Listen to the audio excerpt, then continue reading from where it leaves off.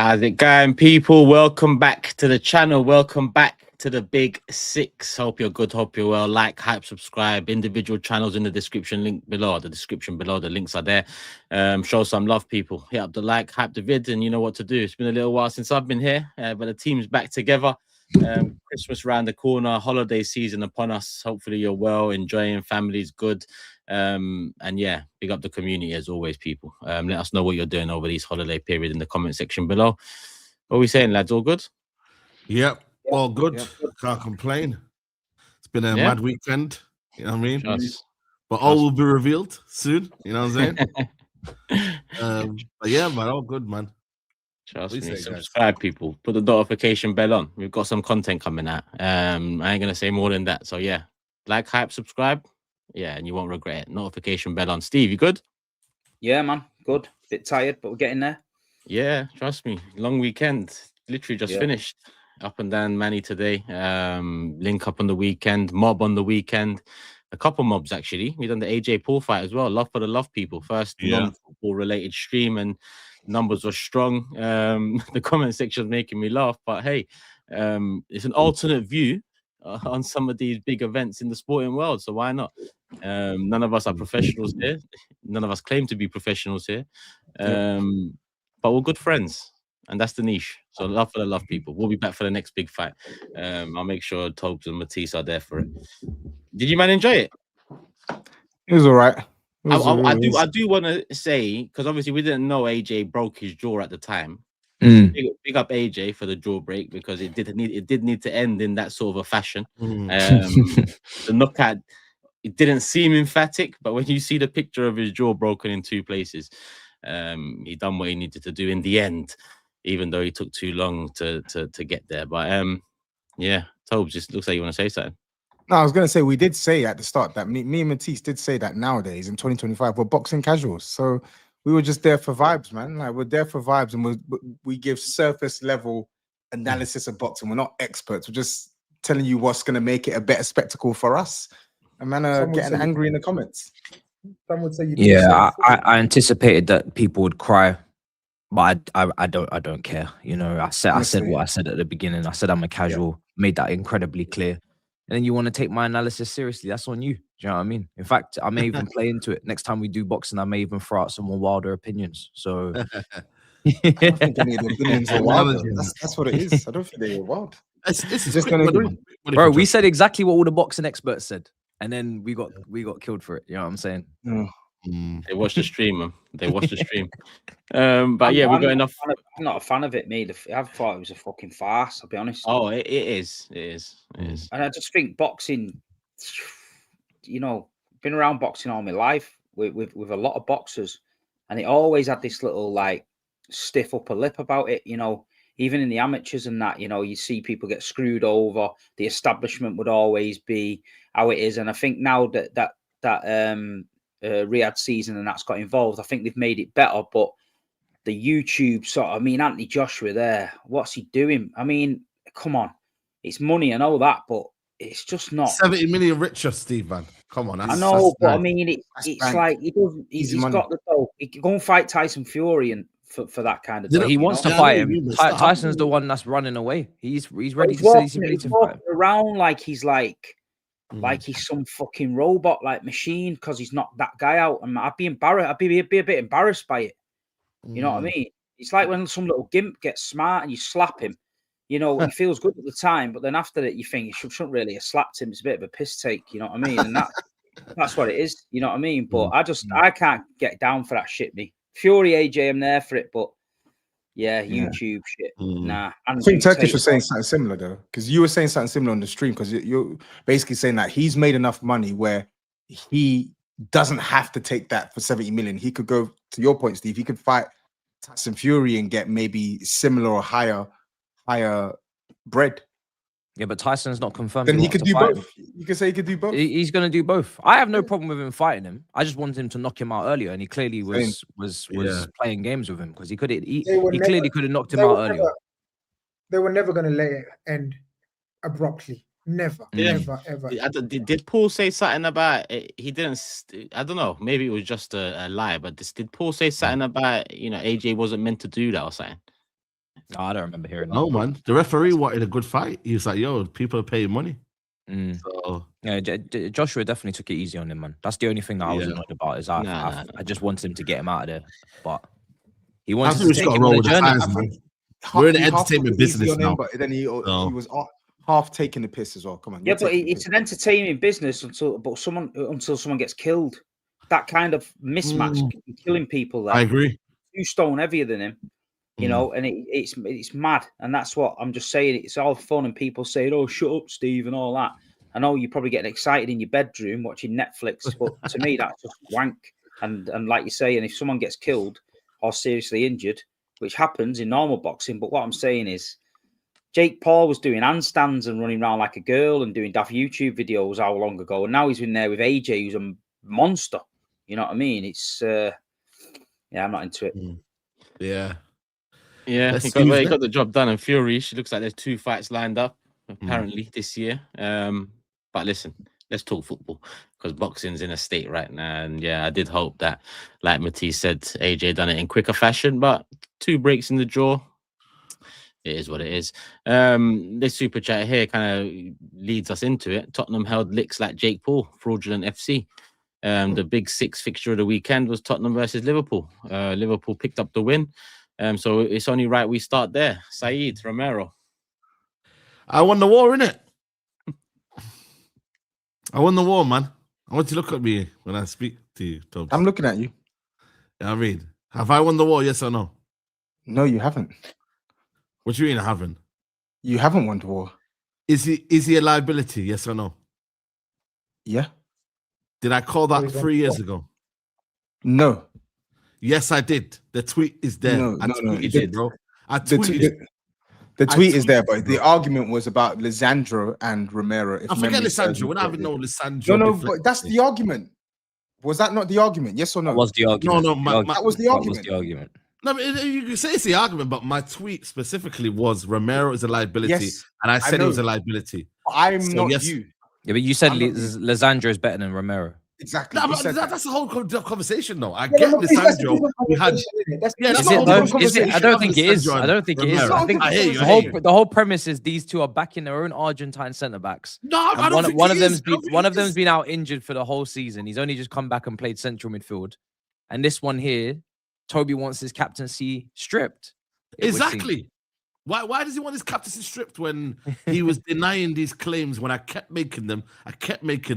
And I said to you, bro, Romero, not for you.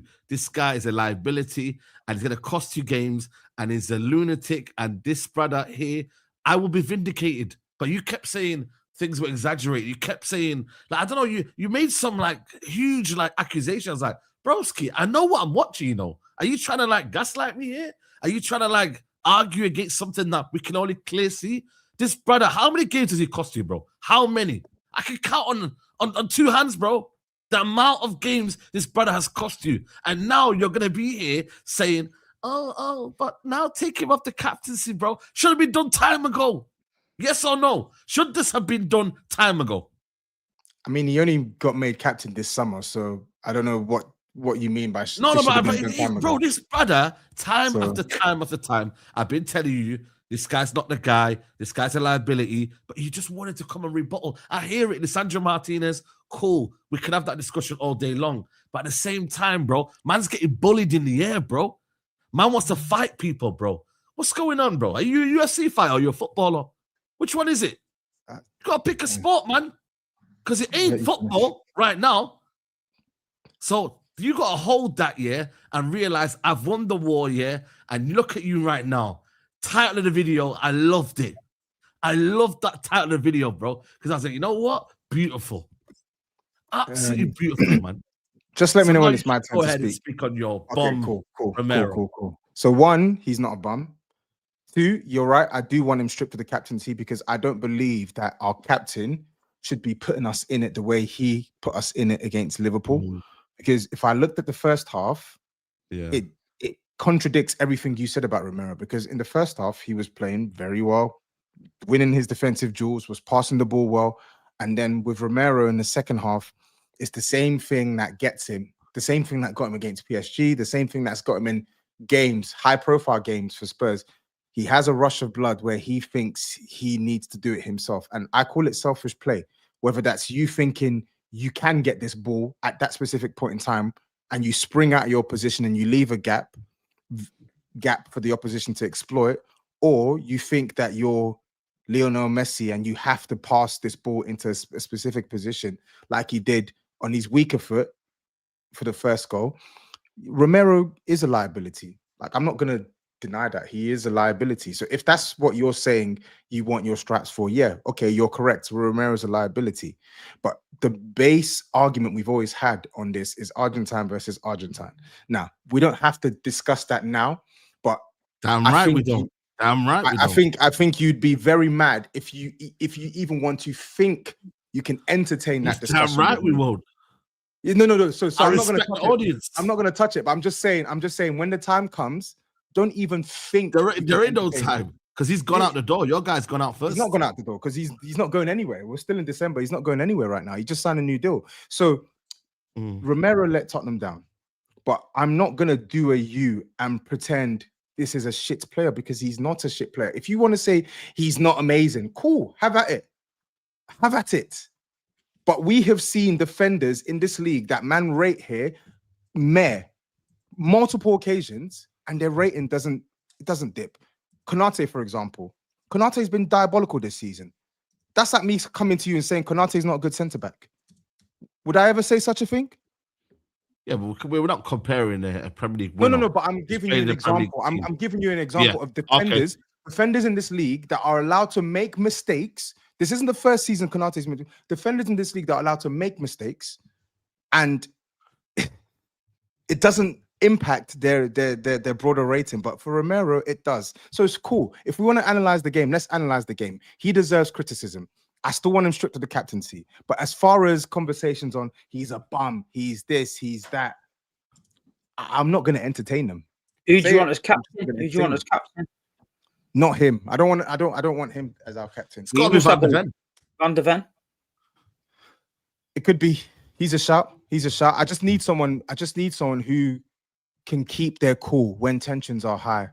And what is disappointing for me is Romero went through a period where he did actually, contrary to popular opinion, he did actually temper his, like he did manage to control his emotions. And it wasn't a case where he was putting Spurs in it. I think it turned from being the rule rather than from being the rule to the exception. And now it's going back to the rule. And that's what I don't like. So for me, I would much rather someone who's going to not play into the chaos, but actually stop the team from getting more chaotic. So for me, I want him stripped. Honestly, I want him stripped of the captaincy. I said if Spurs are a big club, I meant this. Obviously, we were joking and having banter and winding you up, whatever. But it's true. You know, you got to make I will lose respect for Thomas Frank if Romero remains captain. Because, I think highly of Frank, yeah? And I actually do. I don't just try to grizz like you, yeah?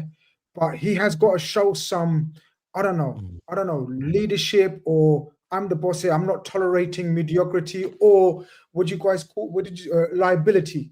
He's a damn liability. That was most disgraceful captain's performance on and off the pitch, whilst playing and whilst sort of trying to talk to the referee as well. He was arguing, fighting, debating every single foul that was given, whether he was involved or any Spurs player was involved. What kind of leadership, what kind of example was that? It was honestly, I was getting happy that he's doing it because I could see he's working himself up. But as a Spurs fan like you, I would want action that night. Like you said, fair play to you. You said, I want action that night. Do the fucking press conference there and say, yeah, Romero's no longer Spurs captain. Honestly, it was embarrassing from him. Embarrassing. You can't strip captains over a fucking performance like that. Yeah. No, but this has been a long time. It's not really though. He hasn't been getting red cards. The other week at St James's Park, he was exceptional there. Yeah, he's not been accumulating red cards every week. You can't make knee-jerk reactions because someone loses the head in a game. He's probably passionate about Spurs. He's probably not happy with the way it's going at the minute. There probably players there not pulling the weight, which I've been saying for a while, and he's probably thinking, "Fucking hell, I can't. I'm getting stuck in," and he's lost his head. But I think he is material. That's not captain material. I get it. But sometimes he is captain material, because when you need a bit of aggression and a bit of putting a foot in and that, he can bring that to the table. What he needs is somebody to pull him to one side and say, "Listen, if you're captain of this football club, you can't lose your head like that. This one we'll let it go, but you can't do that. If you do it again, we're going to strip you of it." And if Frank makes a knee-jerk reaction and does it, strips him of the captaincy, I just think that says more about the manager. Just to add, he could end up losing the dressing room. You can't just say these things willy-nilly. No, honestly, because you can't just strip a captain mid-season when he's one of your best players, whether you like it or not. Right? I'm not saying Romero, I know you're not, but obviously SAEED doesn't rate him.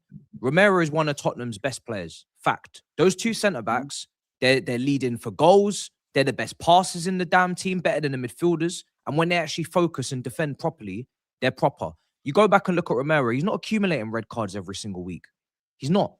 This is his first red card in a while, from what I can remember. So I get the kind of anger, and it was a disgusting performance. But look at the team yesterday, Matisse, though. It was shocking. But that's all it was. I don't think you need to go and start stripping captains. I'll repeat again. I'll repeat in my opinion. If you're going to move forward as a club, and Frank is coming to elevate levels, right? We hear Toby talking about levels and expectations and what Spurs aspire to be, right?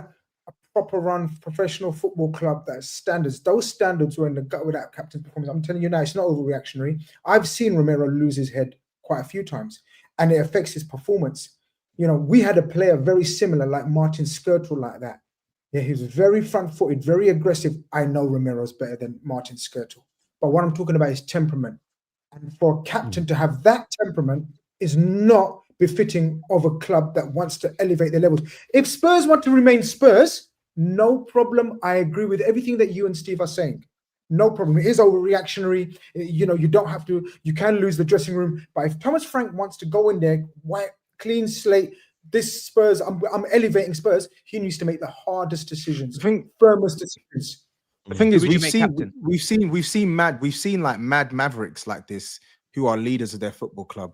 My issue with I actually hear where Steve and Matisse are coming from. What I am saying is harsh. I think it is harsh to say strip him of the captaincy. I think it's harsh because he's one of the few people in the team, even with his issues and his inconsistencies this season. He's one of the few people that are maintaining or are at the standard that we want to be at in terms of the level of player that we need at our football club, right? The problem I have with Romero is, to Steve's point on maybe someone needs to have a word with him and tell him to cool himself. You can't be the one that someone's having to tell that to as our captain. You are the one that's meant to be marshalling others. You get what I'm saying? He's the one that's meant to be marshalling others, keeping tempers down, not letting the occasion get the better of you. And not for the first time, not for the second time. It's not even just for me, it's the selfishness. I'm sorry, it's the selfishness, because when I look at how Romero has cost Tottenham this season, it's not because he's getting ripped for pace or destroyed in a 1v1 duel. More often than not, this season, the times I've been frustrated with Romero, it's because of like head loss moments that seem like him trying to do something for the good of the club, but it's for the good of yourself. You're playing a pass on your weaker foot in the danger zone for yourself, because you're saying, this is what I feel we need to do to get the ball into the final third. You're springing out of position because this is what I feel we need to do to try and win the ball back. Not thinking about, oh wow, I've left Mickey van der Ven in it. There's an overload now. There's 2v1 or 3v2 on us. Like, for me, it's that selfishness. When I look at his issues, it's not because he can't defend. He can defend. He can defend. I'm seeing it multiple times. He can pass. He can win aerial duels. He can win ground duels. He can defend on an island. My issue is the selfishness in and out of possession. That selfishness, I'm struggling to tolerate it, and that's why I made the statement I made. I don't want to see that trait in our club captain. I don't want to see it. I think the bigger talking point was probably the red card, if I'm being honest, the first red card. Yeah, we can definitely talk about that. I'm not gonna lie, guys. I said it before. See that sort of foul there. I get it. It's on his Achilles, yeah, but I don't think there was a lot. No. You can let me land. No. You can let me land. No. Oh no. You can let me land. Yeah. I don't think there was a lot of malice in there. I think the nature of the Achilles and the fact that, you know, it's come from that angle, I do think it goes a little bit overboard, but I don't think it's enough for a red card, man. Is that a sort of a 2025 red card? Maybe in the year of 2025, maybe that's going to give it as a red card nowadays. But I'm not going to lie, man. I don't think there was a lot of like venom in it. I don't think there was a lot of, it wasn't aggressive. It wasn't aggressive. It wasn't venomous. I don't know, man. If you look it's a red card. In the end of the day, I personally disagree. I look at it and I'm like, yeah, does he catch him? And is it one of them where it's like, cool, it's late, yeah, but I don't see the intent. And I just look at it now, red cards, it's like the referee's got to be objective and look at it and think, right, cool. Is there an intent to danger the opponent? I don't see it. I don't think it has to have intent. I think it just has to be a terrible, terrible challenge, and that's what it was. Yeah. It was one of those ones. It was one of those ones where, like, if it's not given as a red, I think Liverpool are very aggrieved and they're angry. And you put it's not headline news though. You put it in the very strong orange category. But for me, you definitely can't see it. You can't see the red card and complain. You can't look at it and say it's harsh or it's bad refereeing. I agree. You take that risk as a player to make that challenge. You have to kind of firm the result of it. And what do you think he was trying to do, Saeed? When he was late. He was late. Let me ask you a question. The ball's about a meter away. Yeah, it's out of view, even, right? And you got to remember, Virgil's a big lad, so his stride is about 1.5 meters, whatever, right? And he scraped down his Achilles, right? What do you think that is? No, but that's what I'm saying. The intent, it wasn't to what did he intend to do then? What do you think? He'd tickle him? I think he's misjudged it. I think he's probably thought, you know what, Van Dijk was going to do something else, and he's kind of misjudged it. He's misjudged it. I don't think the ball's miles away. The ball is miles away. He's not misjudged the tackle. The Van der Ven tackle that actually broke the fibula of Isak, we'll probably come on to. That is what you call a misjudged tackle. He just got there before the shot, whatever. This is not a misjudgment. It's not an intentional to hurt him, but it's an intentional to scrape down the calf. Yeah, that's what I'm saying. It's a scrape. I don't think the scrape wasn't. Even if the thing is, even if the scrape, even if the scrape, like, why does the scrape have to be deep in his ankle? For me, a dangerous challenge is a dangerous challenge, and that's a dangerous challenge because there's now we have to characterize what is dangerous and what is not. But that is a dangerous challenge because there's no other intent behind that challenge but to cause danger to the opponent. Now, I'm not saying Simmons is a dangerous player. I'm not saying he's a malicious player. He isn't. I don't think there was malice in that, but the very challenge is dangerous. So I don't really understand. Also, another thing as well, and the inconsistency as well. Maybe I'm very, very passionate about that situation right there, is because I've seen before. Yeah, I don't know if you remember, Steve. Yeah, Man City game. I think it was what was it? Was it Reinders or someone else who they got the ball, but then they followed through it on the ankle. And bro, he nearly broke his leg off. And I was like, bro, that's ridiculous. And I get it now. You win the ball, but you then endanger your opponent. I've seen it now. You still, even if you win the ball and you endanger the opponent, you give a red card, but we don't see that. So I look at the inconsistency from the referees and I'm like, 1 minute that's a red card, 1 minute that's not a red card. Do you know what I mean? Foden at Newcastle was the same. The guy got the ball, but because he got his shot off. Yeah, that's what I'm saying. They do need to clarify it.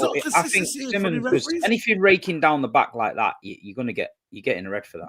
100%. There was one that what that was a red card for me. But what frustrates me, seeing it from some quarters on socials and whatnot, is Van Dijk did one last season that was horrific, bro. There was no scrape. He's literally planted his foot on Solanke's calf. He didn't even get booked. He didn't even get a booking. That is a blatant red card. He didn't even get booked. Then in the reverse fixture at Anfield, Van Dijk has literally elbowed Richarlison in the face. Another blatant red card. Nothing given. Nothing given. But and you could see as well when Van Dijk did it as well. You could see Van Dijk's clearly meant to do. I'm not saying they do. I've already admitted that Simmons was a red card. But what I'm saying is I'm seeing some comments on the type of player he is, etc., etc. And I'm like, from some of your fans, I'm like, hang on a second. Do you have short-term memory or something? I agree. On the game, the game now. Is Tottenham? Are you going to admit that Tottenham are not a good team? Them players you've got, I've said it, and we argued about it, and I told you I look through the team, and I do not see a quality team. I don't see it. I don't see a quality team. It's not all on the manager. I think he's inherited a load of shit, and I feel like that's why he needs the time still. I look at Tottenham now, and they're going downhill fast. You're going to pick up the odd result. I get that, but consistency-wise, it's not even there, and I think it's going to be a peak season. January, I think, is going to be a time where we're going to have to see what Tottenham are made of here, because he's going to have to get 3 or 4 players in my opinion, and ship a few out. It's the same stuff we talk about, right? I've not even said to you, "Oh, we're a good side." I don't think we've played like a good side this season, so I can't come here and say to you, "We're a good side." I can't say that. I'm not. In the end of the day, we've spoken about Romero, we've criticized Romero, we've criticized Simmons throughout the game. Matisse, GRIZZ, and Turkish can attest to it. I was criticizing some of these players who are starting because I don't think some of these players are good enough to play for Tottenham. I don't disagree with that, but my issue with Thomas Frank is there are games we've played against teams that we are comparable in quality, and I'm not even talking about the Chelseas or the Arsenals and whatnot. I'm talking about Bournemouth. I'm talking about Leeds. I'm talking about Wolves.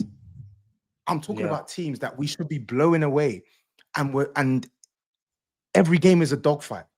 It is a dogfight to keep the ball. It's a dogfight to get shots at goal. It's a dogfight to defend long shots. It's a dogfight to actually put in even a 6 out of 10 performance. I'm not even asking for a 7, 8 out of 10. I'm literally asking for a 5, 6 out of 10 performance. It is a struggle to get even that. So my message is the same. Whatever the thought or whatever the thinking is on the quality of our squad, etc., etc., the fact of the matter is this: in his remit as a manager, he's failing. He has got less points than his predecessor last season with a better team. How does that make sense? Yeah, but like you say, at least Ange had his team, and it was his team. But Steve, no, he didn't. No, he didn't. They were injured. But at this point last year, we had lost Romero. We had lost Mickey van der Ven. We had lost Destiny Udogie. We had no Richarlison. We had Kulu running on fumes. We had Maddison injured. We were playing literally our second string team, bro. We were playing Archie Gray at centre back. So again, I have to restate this. Bear in mind, Ange Postecoglou, he basically came out and admitted he threw away the league from about February onwards to protect our players. And I still wanted them gone because it's not good enough. So then, if I'm watching this now, we don't play good football. We don't defend well. We don't even get shots at goal. We don't create chances. No player is improving. What is your imprint as a manager? Tell me. Even if the team was in the pits of hell, what is your imprint as a manager? It's only when 16 managers games, come to bro. Tottenham, they have to manage up. They have to manage up. Unfortunately, that's just the way it is because of our wishy-washy transfer approach. But what is his imprint as Tottenham manager? What can you actually say has been certifiably better since he's taken over at Tottenham as Tottenham manager? It's only 17 games. Okay, in those 17 games, what can you say is improved? At one point, it looked like your defensive stability improved. That got ripped to shreds in the last few games. So you sit here and ask the question knowing that it doesn't look good on both ends. But 2-3 games, you're in a position and have been in a position in the last 2-3 games where 2-3 wins puts you exactly where you should be as Tottenham. So it's not like you're so far off where you should be. I'm so glad you're not happy with the progress so far. But it's quite like, I don't know, like I'm so glad you said like that. Frank coming in, but then you've turned so quick that I just feel like it was a facade. That you lied. I didn't lie, and I've explained multiple times, but for whatever reason, you don't want to listen. you don't want to listen. Everything I wanted to see in the manager in the summer, I'm not seeing it. I'm literally not seeing it. So do you think you could go into somewhere, like any organization, it will take some time, bro? Can we talk about the game? We don't have to do this Tommy Frankfurt every week. Let's actually talk about the game, please. I beg. Honestly. Okay. How was Liverpool aren't even that great as well, man. I beg. You need to demand more from a shocking game, and we're still not talking about the game yet. Bloody hell. Yeah, what time we're gonna have on this? One of the most disgraceful games we've had to watch on the mob. They were terrible. You know, Grizz last season's yappa about technical level and quality and top of the league, so he can look down upon all the peasants that were playing the poor football. That was one of the nastiest showings you've put together on the mob. Both of you should be ashamed of yourselves. You couldn't string 2, 3, 4, 5 passes together. We got people knocking out a play unprovoked. We got Kudus putting up a hall of shame performance. Bentancur, awful. Oi. Awful. You two, that, I don't even know why we even awarded any of you points. I'm hearing that? Honestly, Liverpool's goals gifted to them. Just shocking. Just shocking. They're all 2 around. goals. I don't really know what we're here to talk about. They didn't create any chance beyond the 2 goals that were gifted to them. Ladies and gentlemen, we don't care. You should care. You spent 500 million, mate. You should care, bro. I'm not gonna lie to you. You should care. You should care, bro. I'm not going to let you guys reverse chat to me. Don't reverse chat to me. Reverse. Brother, you played 9 men, bro. We'll get to your team in a minute and where you are in the league above this shit. We will, but we will also talk about Liverpool as well. So hold your horses, if that's a phrase. If it ain't, put it down under one of your SAEEDisms. Listen, Liverpool was shit. It was everything Matisse said. We were cussing. If anyone watched the mob, we were bored. We were talking about all Nigerian food, Ghanaian food. We were talking about all different types of cuisine. The game was diabolical, and we weren't good at all. But I just want us to continue winning. And with winning comes confidence. And with confidence comes better performances. Right now, we haven't got the game or the confidence to play good and win, which is a good sign. Because now we're unbeaten in 6, I think. That's 4 wins and 2 draws in our last 6 games. As I said, things can only get better. Performances will come the more confidence we gain. The confidence will come the more unbeaten we remain. And that's how football works, my people. It's a very, very simple formula. There's nothing to talk about from Sunday. It was atrocious. Both teams. But we capitalized on their absolute shitness. And the 2 goals that they gifted us, or 1 goal, whatever. And we capitalized. I knew it was going to take 1 move. I kept saying it. Do you remember I kept saying it? Liverpool, you're shit, but give me 1 move and finish the game. And it was just that bang, bang, bang, bang. Great finish. Nasty ending. I'm only concerned about Isak being out for 3 months. Yeah. And that's what's saddened the blow, crushing the blow. Are Liverpool back now? Are they back now? Are Liverpool back now? No, absolutely not. Far from. I just noticed that your Twitter account came back and your Instagram account came back. So I thought, it's a bit of coincidence. They all came back at the same time. The media runs back. If you know Uncle Grizz sometimes presses the wrong button. I think I pressed the wrong button and it deleted everything. But I'm following all you lot back. Hey, last season when you won the league, you didn't press the wrong fucking button. That was a bit of a miracle, wasn't it? I think a brother from Nigeria was running my account last season. I let him run it. But I've taken back control. I'm following you back. So, you should be privileged. I'm following all of you lot back. And you ain't followed me back. Where? On Insta. I followed you back. No, man. No, I followed you back, bro. No, it's cool. I take the hints. No, I saw that. Give me time. I saw that. But yeah, look, it was a shit. No talk on Wirtz. First assist for Wirtz. Yeah. Listen, Wirtz is the only shining light in Ekitike, and Wirtz is the only shining light. Everyone else was crap. To a man. Wirtz wasn't good. Ekitike wasn't good either. Yeah. What do you mean they're shining lights? You weren't good. Wirtz was actually shit. No, because they got so GA. bad. They got GA. They got GA. Yeah, but he's saying shining lights. They weren't good. You have to look. When you say Richarlison shining light. Let me finish. Let me finish. Aye, that's funny. When you win and you walk away with 3 points and you go into the top 4, you have to have shining lights. Otherwise, there's no point. There's misery in your life then. There's no constant misery in my life, bro. I'm not Tobes about is your looking life. for misery. He's looking All for right, misery. Yeah, you're just looking for It's misery possible now, everywhere. man. I'm not. I've got enough misery. Yo, he's a I've new got man, guys, man. He's a new man, Grizz now. No, Yo. I'm not shut looking up, for man. misery, bro. You I'm just not looking for delusion either. misery. There is enough misery in the last 4 or 5 weeks in Liverpool for me not to have some shining lights. And Ekitike has been a shining light for me this season, brother. Let me have Ekitike as a shining light. That's all I'm saying. I don't have anything to say I'll about give you it. TK. I'll give you I There's didn't have nothing to anything to say dwell about on. it, TK. There's nothing to dwell on Liverpool performance. We're not back. We're far from back. But we just got to keep it moving. We've got 2 very favourable fixtures in the next 2 weeks that will make it 8 unbeaten. And then we slowly, hopefully see performances better. If we don't, then we're going to talk again. We're going to talk again.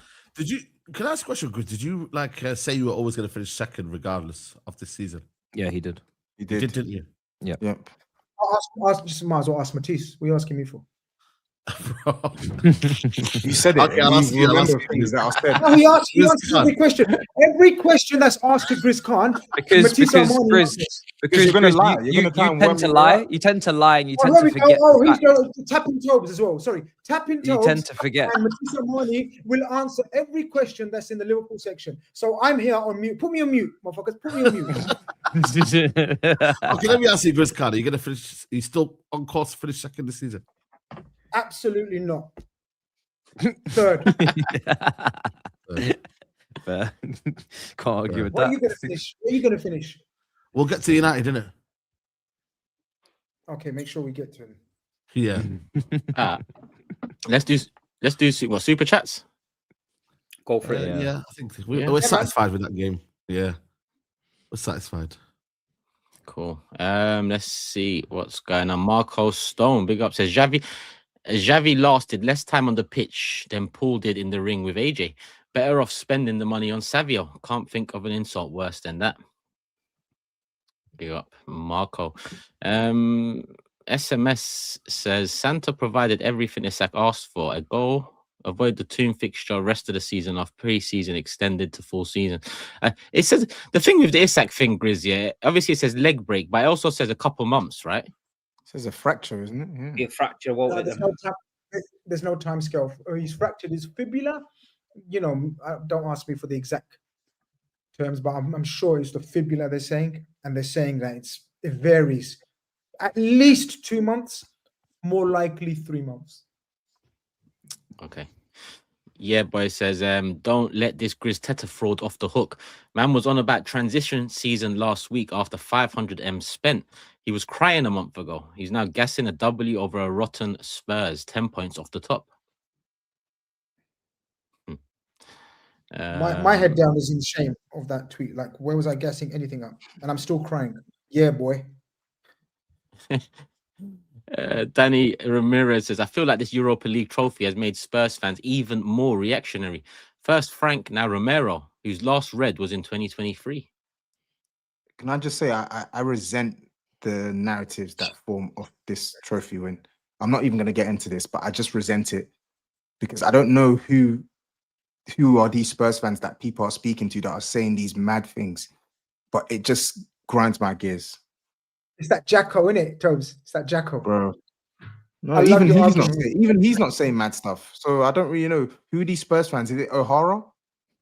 I don't get it. You should be grateful, Toby. You won a trophy.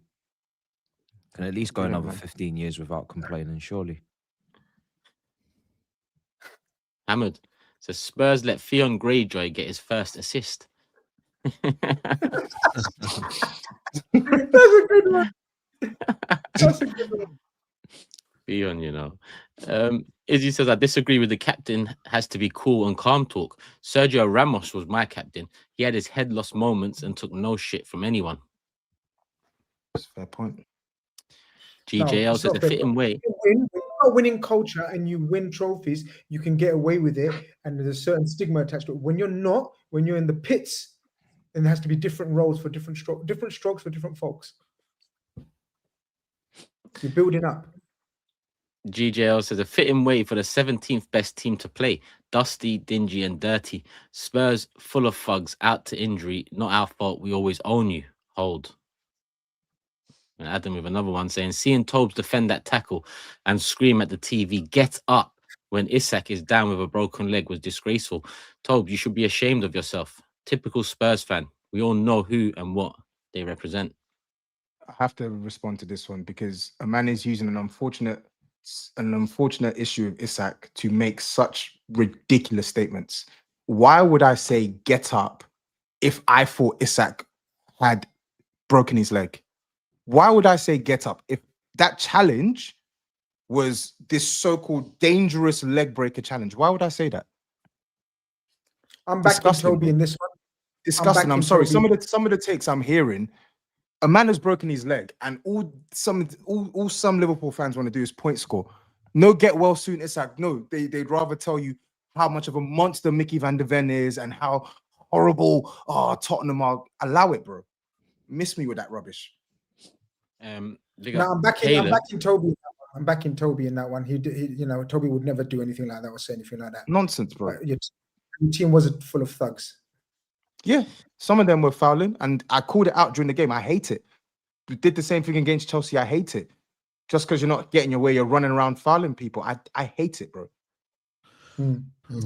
Caleb says, I was going to troll until I heard SAEED say it's not a red card. This is why LeBron has a big forehead. SAEED, he's not rating your ball knowledge. Brainless tackle. Shark Caleb.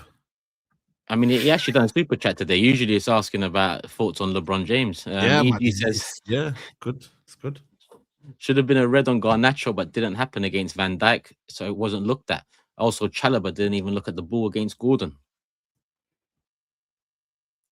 Oh, wait. Oh, yeah, that was on the earlier conversation. Sasito says, I don't need lectures from Toby on decisions. Jog on.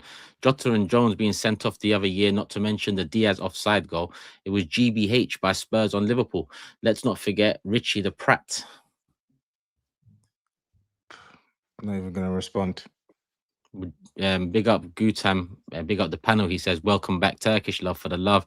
Would you take Marco Silva?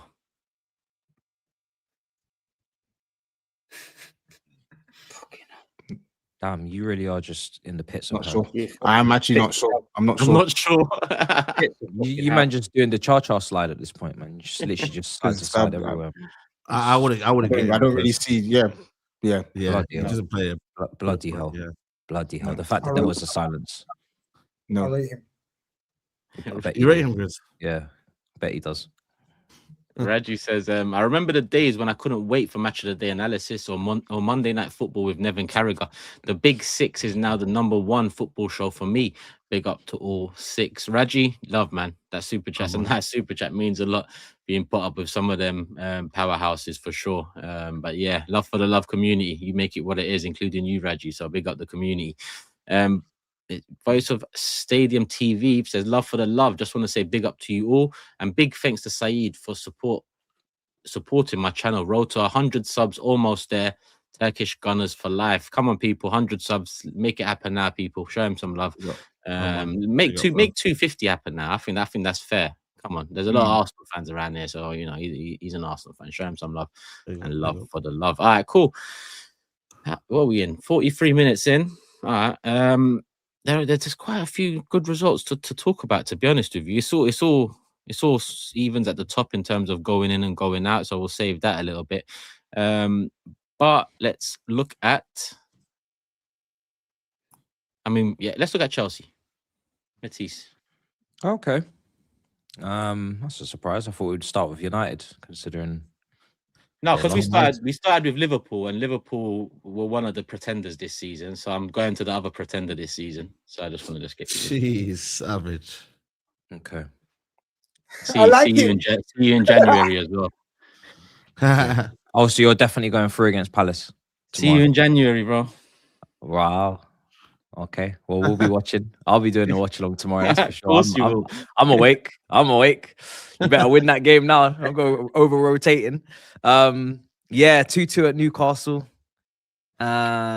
Weird game, man. Very, very strange game, because in isolation, a point at Newcastle was not the worst result. It's not like a head loss situation, but the way we played in that first half, it was looking like we were going to get slapped up, going to get battered. We should have probably been 3-0 down.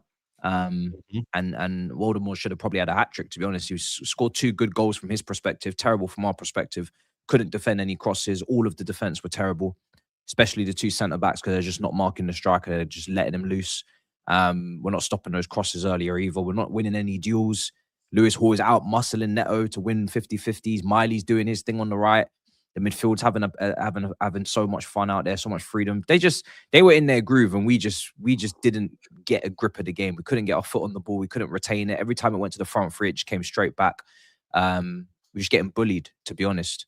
But after the two horrific goals that we conceded, we managed to get ourselves in at halftime, and suddenly the whole game flipped. I don't know. I don't know if it was the manager, but I'd probably say it was more Reece James, because I think we just needed a moment of magic, man. The goal was so random. It's a great free kick. He's basically whipped it and passed it into the corner. From that distance, he's not even put his foot through it. He's just curled it in, step off the post, and in. That probably gave the whole team, confidence, a lift, because now they actually see a way back. Whereas in the first half, I was thinking, you may as well just. The way you man are moving and the way that we are moving this month, bar Everton, and our history in this stadium, you may as well just forfeit the game, because it's looking like you lot are ready to lose 4-0. But yeah, Reece James was exceptional for that free kick, and then he moved to right back. Enzo Fernandez comes on, get a bit of grip on the possession. João Pedro's got himself a good goal in isolation in terms of just having no bodies around him, makes something out of nothing, puts it through the keeper's legs. And really, both teams, I think we will take the point with the way we performed. I think Newcastle had more big chances, way higher XG, so they're probably going to think they could have won it as well. Because even in the second half, I think we was much better. They still had chances in the second half, but yeah, we could have won that game, man, with Garnacho in the second half. If he takes one of his chances, just one of them on that left-hand side, he had plenty of opportunities to get that goal for himself, and he couldn't make it happen. The finishing was poor. Some unlucky, some poor. And this is it. He gets himself into great positions. That's what he does, XG and whatnot. But the finishing is very inconsistent. Cardiff, you get good finishes. Everton, the week before, poor finishing. This week, some unlucky, some poor. Neto, decision-making could have been better. And I think we was fortunate. Now, a lot of Chelsea fans disagree with me, but I think the Chalobah, I haven't changed my mind. I think the Chalobah one, we got fortunate. He steps across him. It could have been a penalty. I would have asked for a penalty if it was on my end. If it was on my end, I would have asked for the penalty. So I think we got very lucky there. If he goes to his knee first before the shoulder. And if it's shoulder to shoulder, it's not a problem. But when you put your foot in front of someone, you've now impeded them. You know what I mean? And you've blocked their path. So yeah, I think we got fortunate there, man, to be honest. And then man, look, what we've done there is just fully cement ourselves in the top 4. And that's the cap, because you can't be 7 points behind Villa. We're playing Villa next at home. We have to beat them, because if they beat us, it's 10 points, and that's ludicrous. That's ludicrous before the end of the year. So yeah, we just need to hurry up and just get ourselves into some sort of run to just get this top 4 thing. And I said it last year, done as soon as possible, so you can focus on the cups. All I want now is cups. I'm not interested in this little 4th place mayhem. I don't have any worries that we're not going to get it, because I think we've got too much quality in the team to miss out. And the teams around us is always going to be mad inconsistent as well. But I'm also sick of it as well. I just don't care about it. I'm not going to get myself up for a top 4 race. Who's going to get it? I don't care. Just get it done. Go and get some cups. Go to Wembley. Go win. You got if you have Arsenal in the semi-final in the 2 legs, that's all I'm going to be thinking about. I'm not going to be thinking about all this top 4 palaver. So yeah, brilliant. Second half, shocking first half. Really. Yeah. That's the perfect way to sum it up. But Chelsea did play better, much better in the second half. So credit to you there. They had to, man. Boy, they had to. I want to say you have a lot of quality. I don't agree with that statement in terms of what you have right now. We definitely have enough quality to get top 4 side. I agree with that. I agree with that. I think they will get top 4. Yeah, it is a reliance on Cole Palmer stepping up in the forward line. João Pedro, cool. He's gone through a little bit of Esteval's injured right now. Garnacho, Gittins. I'm not saying you have enough quality. You might have to go into the market and do something there. Yeah. He's not here, man, so I can't really do it. But I agree with your analysis, Matisse. I think it was a game of 2 halves, man. I think Newcastle could have been 3-0 up in the first half, but second half, Yeah, man. Chelsea turned it up, man. I do think the free kick, man. Ramsdale should get that, man. His position is awful. It's absolutely awful. I'm not taking anything away from Reece James. I think it's a brilliant place free kick, but I just think the way his position in there, Ramsdale, it's been seen before in it. There's a reason why us fans never was sold him on, and you know, what I mean, people, you know, what I mean, have got their opinions on Ramsdale, but he's just not great at all, man. And the quality from Newcastle second half, bro, it's like Elanga, man. This brother is just brain dead, bro. You know what I mean? Like, honestly, man. Like, in the summer, but man, we wouldn't. Shocking signing. Terrible signing. Is it a shocking signing, or is he just having a? No, it's an absolutely diabolical signing. For the price that they paid for where they're trying to get to. The only reason I have a bit of sympathy for them is it's clearly not their first choice. They tried to move heaven and earth to get so many different players, and all of those players ended up going to other clubs. So they kind of was running out of options. But Elanga, I think it was Matisse, though. I think it was because they signed him early. They signed him early on. Did they? Yeah, they did. They signed him around like end of June, early July. And it was quick as well. It was quick. Yeah. Nobody really was in for him as well. Yeah, no, it's shocking. It's a shocking signing. Yeah. Barnes could have got something.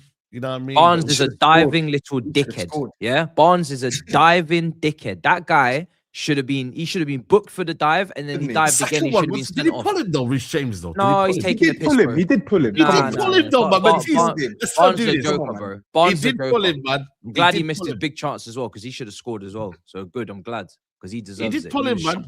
Again, he was shocking. Do you see that Reece James recovery tackle though? Yeah, that was brilliant. Yeah, that was good. That was good. Yeah, he's top class. But you know what? Considering it's away from, like I told you, man, Newcastle away from home, man, like that ground is tough, man. Only 2 teams have gone there and won. You know what I mean? Out of the big 6, Liverpool late, and Arsenal. You know what I mean? Everyone else is dropped points over there. Was Arsenal's late as well? Yeah, hey, it was late. Both goals were late. Remember Rio, I remember that one. And then was it Gabriel? Gabriel, last minute. Both wins were late, but brother SAEED only remembers the Liverpool one. Late. Bro, I just mentioned 2 of the teams. Did I not mention 2 of the teams? Brother, you know you don't have to get involved every time, you know that. Just chill. Nor do you. You don't need to get I'm involved. just letting you know, like, just relax and just, you I know. know you're a big analyzer now on YouTube, yeah, in the industry. Yeah. I know you're like a big analyzer on YouTube. You don't need to speak on my club every second. I'm just mentioning one of the 2 clubs that your club was mentioned. It's not my fault you're sensitive about Liverpool. You know what I mean? I'm very sensitive to my club. It's just because you've lost your senses over Man United. I've still got. I've not lost any sense. Man said he's numb. We'll get into Man United if you want to, but yeah, listen, Newcastle. I think Chelsea will be happy with it at a point there. I think, considering the circumstances, a point is a fair result. So yeah. Yeah, I'm just gutted the way the season's going at this point. Like in the league, listen, pissed me off, bro. It's just a joke. We could talk all day if you want to talk about that. No, it's gut wrenching. People are just gonna it's gonna get normalized now, and then it's just gonna get pushed onto the next year. But it's genuinely just ridiculous that the season is panning out. Like to be 7 points behind Villa, I don't know if people have deeped it. It's nuts. They'll drop off though, man. I know they will. They might lose the next 2, and then you'll be 1 point behind. They'll drop off. It's mad. For what it's worth, I get your frustration at this point in the season, but I think some perspective, because you said everything that indicated this would be the case. Maybe not 7 points behind Villa, but certainly a gap between you and the top 2. I think your analysis of your window and your position come the 31st of August, like you basically predicted this, but then you said that your team would finish second. So I think you just need to cling on to what you knew and just accept it for what it is, because you're gonna. It's the truth. I don't want to accept. You should accept it because you know your club. You literally know your club, and you basically predicted this. You looked at the players you brought in. You looked at the state of your squad. That's what I was going to say. Like you basically predicted this. Nobody's overperforming. No one's overperforming. No one's doing more than I need them to do. Yeah, well, I'm talking about my players. Like everybody's everyone's just doing what they do. Yeah. But for what it's worth, I think it will be. I don't think Villa will finish in the top 4. I think it will. I can see Liverpool finishing there, and I can see you finishing there. If like I said, if Villa drop the next 2 games, if they lose the next 2 games, Chelsea win the next 2, you'll be 1 point behind them. It's That's mad quite how a lot. That's quite a lot. 1 point behind Aston Villa. No, I mean like all that has to happen. That's quite a lot to I us. mean, Well, you can literally beat them but and cut it down to We 4 could be points. part of it, yeah. Yeah. We do. We have to get it done. It's very, very, we have to get it done. Doable, We're actually good. We're actually quite good at home to Villa, to be honest. They won the Yeah. Europa League as well, man. I Yeah. think Aston Villa, the good thing about them is they built up a buffer now. There's a nice buffer they've got over the rest. So they can afford to drop some points because they can still make Champions League without finishing in the top 4. They can do that. And then they can go full tilt at the Europa League, which is, let's be honest, Unai Emery is going to go full tilt for the Europa League in the last stages of the season. And when you do that, inevitably it's going to affect your league form. Yeah. So for Villa, it's about building up a buffer for now. So then when it gets to the squeaky bum time in the season, you're not having to be down in the dumps, bro. Yeah. No one thinks they're in a title race. Nah, man. They don't have the squad. They're doing very well, but they don't have the squad. I think the next 2 games say a lot, innit? Chelsea away, Arsenal, right? Facts. True. I actually don't think they lose both those games. Who did they have? Sorry, Boy. Chelsea and Arsenal. Chelsea Someone's away in and trouble. Arsenal away. I think they lose. I think they lose to Chelsea. Yeah, I I'll think be they lose very, a lot. very disappointed if we don't beat them at home, man. Because they're gonna play into our hands. They always do. The teams like Villas, Brightons, they always play that the into our next hands game? at home. Yeah, Stamford Bridge. Yeah. Loads of space, loads of chances. They gave Man United chances. They shouldn't have beat United this weekend, in my opinion. If Euro could actually defend. United play better than they did. Yeah, I'm not even saying that. They're a good side. They're a very good. They're a good side, side, but yeah, Like, they're not the squad unstoppable. is not But they've good. won 10 games in a row, so you have to They have. you have to They give have. them You have to credit. give them respect, but the squad is literally not built to sustain a title challenge. It's not. No, it's not. It's not. We can blend it into the Man United game now anyway, yeah. because obviously Aston Villa are there or thereabouts. They're up there winning games, biggest winning run at this moment in time of any club in the league. Made it 10 against United. And there's no Chelsea super chats at present. I'm looking at it now. Actually, we have got one from SMS saying, first Chelsea second half fight fair. Wait, first Chelsea second half fight fair, but had the ref as the 12th man. Possible red card on Garnacho, Gordon Penn, Fofana handball, Barnes pull, Walter Messi upgrade. So that is the one that we Very have. one-sided super chat. Because you're not mentioning any of Barnes' dives in this game. I see. This guy don't like Barnes. He's onto him. Hey, he got no problem with Barnes, but he was playing like a madman that game when he came on. Oh yeah, Villa. I mean, SAEED. Yeah, man. Matisse said he doesn't think Villa should have won it. I think that first half, you deserved the goal back into it, but they took it in the second half. Tough one to take, man. I can't lie to you, man. Tough one to take. Defensive errors. 2 quality goals by Morgan Rogers, I will say. Like, these are 2 of the probably goal of the month, maybe contenders. You know what I mean? Without a doubt, man. Brilliant goal from him. But at the same time, man, I demand more from my defenders, man. You know what I'm saying? And we're just not closing. Sorry? Which ones in particular? The one they stole from Real Madrid. Yeah, man. Hold that Real Madrid. But yeah, I think Lily Euro. Turkish said something about this guy last season, and you were saying, "Oh, throw him into the deep end, throw him into deep." Turkish said, "No, it's probably better that he's not being exposed to the." Yeah, I remember that. Yeah, fair play. And now this season, when he's exposed, I agree. And I think Saliba come outside. I mean, that was LA hype and that, you know what I'm saying? LA fever. Do you know what I was there? But I can't lie, man. He is struggling right now. I'll be lying if he's not struggling right now. And I think the benefit that I think Man City and Arsenal have is that they can get him out of there. I think they've done it with Cousinov. I think Arsenal have done it with Miles with Skelly. Is that when they're going through a tough period, they're able to take him out. We can't afford to do that right now.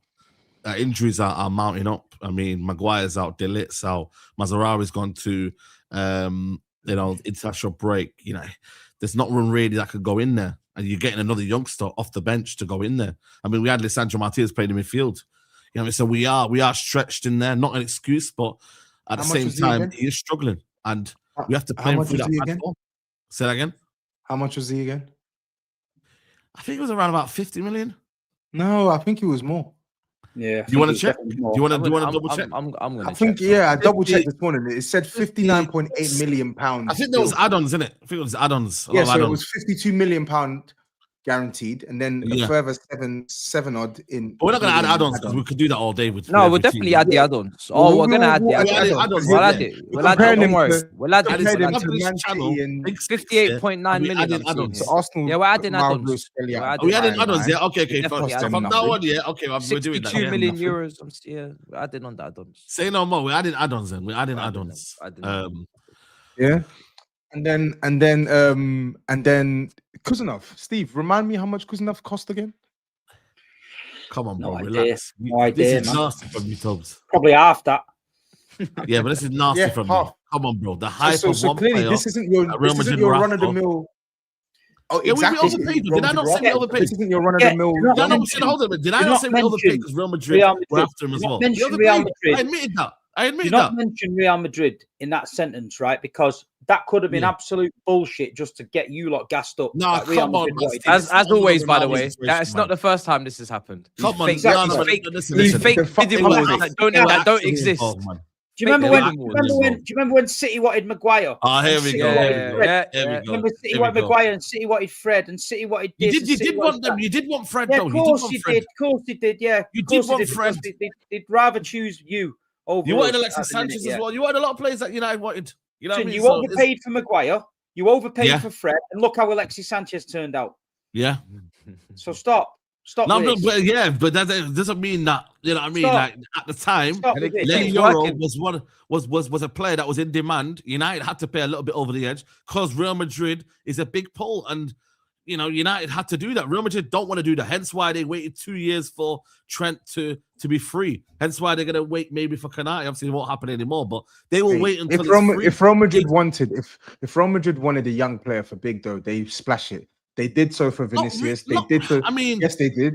They did I so mean- for Vinicius. They did so for Rodrigo. They did so for Teo no, Fernandez. but do they? Are they also smart as well? Are they also smart and they wait for them to become maybe potentially a free transfer? Because if I'm not right here, They spent the Lenny money Euro on had Hoyson. 1 year left on his contract, didn't he? Not right. They did spend If the I'm money on not Hoyson. right. So if I'm Spent not the money wrong, on if Hoyson. I'm not Right. wrong, sorry, if I'm not wrong, did Lenny Never Euro said have 1 if year? I'm Bellingham not as well. right. Did Jude Lenny Bellingham as Euro well. have 1 left on his contract? Yes or no? Let me know in the chat because I think Who, he did. Bellingham. He did, but they still spent a lot of money. Yeah, that's what I'm saying. Man United couldn't take that risk. They wanted an up and coming centre back. They got him. It's besides the point anyway. He's struggled at Man United. He's had 2 different managers. He's coming to a team that's not settled. Man United haven't done their due diligence. We've not protected him, and he is struggling right now. Do I believe in his talent still? Yes. Is he in a difficult moment? Yes. But it's down to manage the Man United manager, the board, to take him out of the firing line and manage him correctly because he's still a young player, and we don't. It's so funny how you can talk about the conditions, the change in manager. It's no, honestly, it's so funny how you can analyze all of these external factors when it's your player, but when it's a young player at a Chelsea, at a Tottenham, at an Arsenal, at a Liverpool. Which one's you don't Chelsea? Which consider one's any of these Chelsea? factors. Which can you name the players at Chelsea that I said? Kittens for one. Do you rate him? Do you rate him? Bro, I don't. Let's be honest, bro. First season. I've not- But you don't bring these conditions. There's no Do you rate conditions. him? That's what I'm There's no saying. conditions. You don't There's no bring Come on, these Brand. conditions. Where's the You don't conditions? bring these conditions. You know what it is here? The Lenny Euro at the age was a well sought after defender. Real Madrid came involved. He was a player in the top list of a lot of European clubs coming after him. So at the time, he was highly rated. What comes after, obviously, we all know he's struggling right now, and it's difficult. But United took a gamble. And now I think if he goes to another club, say Real Madrid, say if he went to Real Madrid or another club, and they use him sparingly, and he's mentioned Brother, your core side is safe. I'm just saying, if he goes to another club and he's used sparingly, we're not talking about this Lenny Euro. Real Right now, Sociedad. he's exposed. Real Sociedad. No, but we're not talking though. He's exposed badly. That's down to United. Let's though. get it right. He's done that. That's our fault. You're not getting half that money back for him. He's not shown anything. No, but I still think he'll come good. I'm not worried about Lenny Euro in the long term. You signed a generational He's 20 years old, bro. He's 20 years old. Right? You've signed a 20 years generational old. talent. You snatched him When did from centre backs United. peak? When do centre backs peak? Now Van Dijk was getting absolutely raw dogged, he was getting absolutely done out here, bro. No way. By Martial, bro. Let's be honest, bro. That's how I know he's rattled. No way. He's dragging a Premier League legend. Yeah, not older. 34-year-old Premier League legend. Because the 20-year-old having struggles. Hold on a minute. Van Dijk. It's not making sense. SAEED TV. No. Hold on a minute. Van I told you Dijk. Liverpool game. Liverpool. No, but real talk. Liverpool. When do centre backs peak? Centre backs for me peak in their mid-20s to late 20s. There you go then. So what are you lot going on about like he's done out here, bro? Steve, what are you Who talking said he's done out here? Who said he's done out here? You're going on like he should be the finished. You signed a player. When you signed him, you gassed him up. You stood there in the car park. You stood there on screen with the Biryani Bandits and all that about we've beat Real Madrid to the signing of Lenny Yoro, right? You've seen, but I've said this and predicted this many times. The kind of players you hype up is what you do. We get that, right? Not really. Now, this is yet another player along the long conveyor belt. This one here, I'm Hold very. on, let me speak. That you have gassed up. That he's not fulfilling his potential, and now you want to come up with excuses about it's his age and this. It's the worst Man United team of the last decade, right? You've got centre backs that are absolutely dog shit. He should be standing out in that team. No, he shouldn't. An up-and-coming player. No, he shouldn't. He should. He shouldn't. He should. I disagree. The thing is, you've got the Man United. You lot would rather stand there and tell everybody how Real Madrid apparently wanted him than actually look at him and say, do you know what? We've made a mistake. Our scouting network is absolutely dog shit because we're buying players that for big money, we're getting literally played like a fiddle in the transfer market. No. Like Gary Neville said a few years ago, Man United get played like a fiddle in the transfer market. And you won't admit it. We overpay. You will not admit it. No, hold on a minute. We have overpaid in transfer markets time and time again. Is that down to me? No. There's a reason why we want the owners out. So they have done badly in that recruitment process. Hence the why owners. Yes. Isn't it Ineos in charge right now? Bro, Ineos Glazers, that's the same right now. No. When Ineos came in, everything was going to change in the recruitment. Don't blame the Glazers. The Glazers are in America.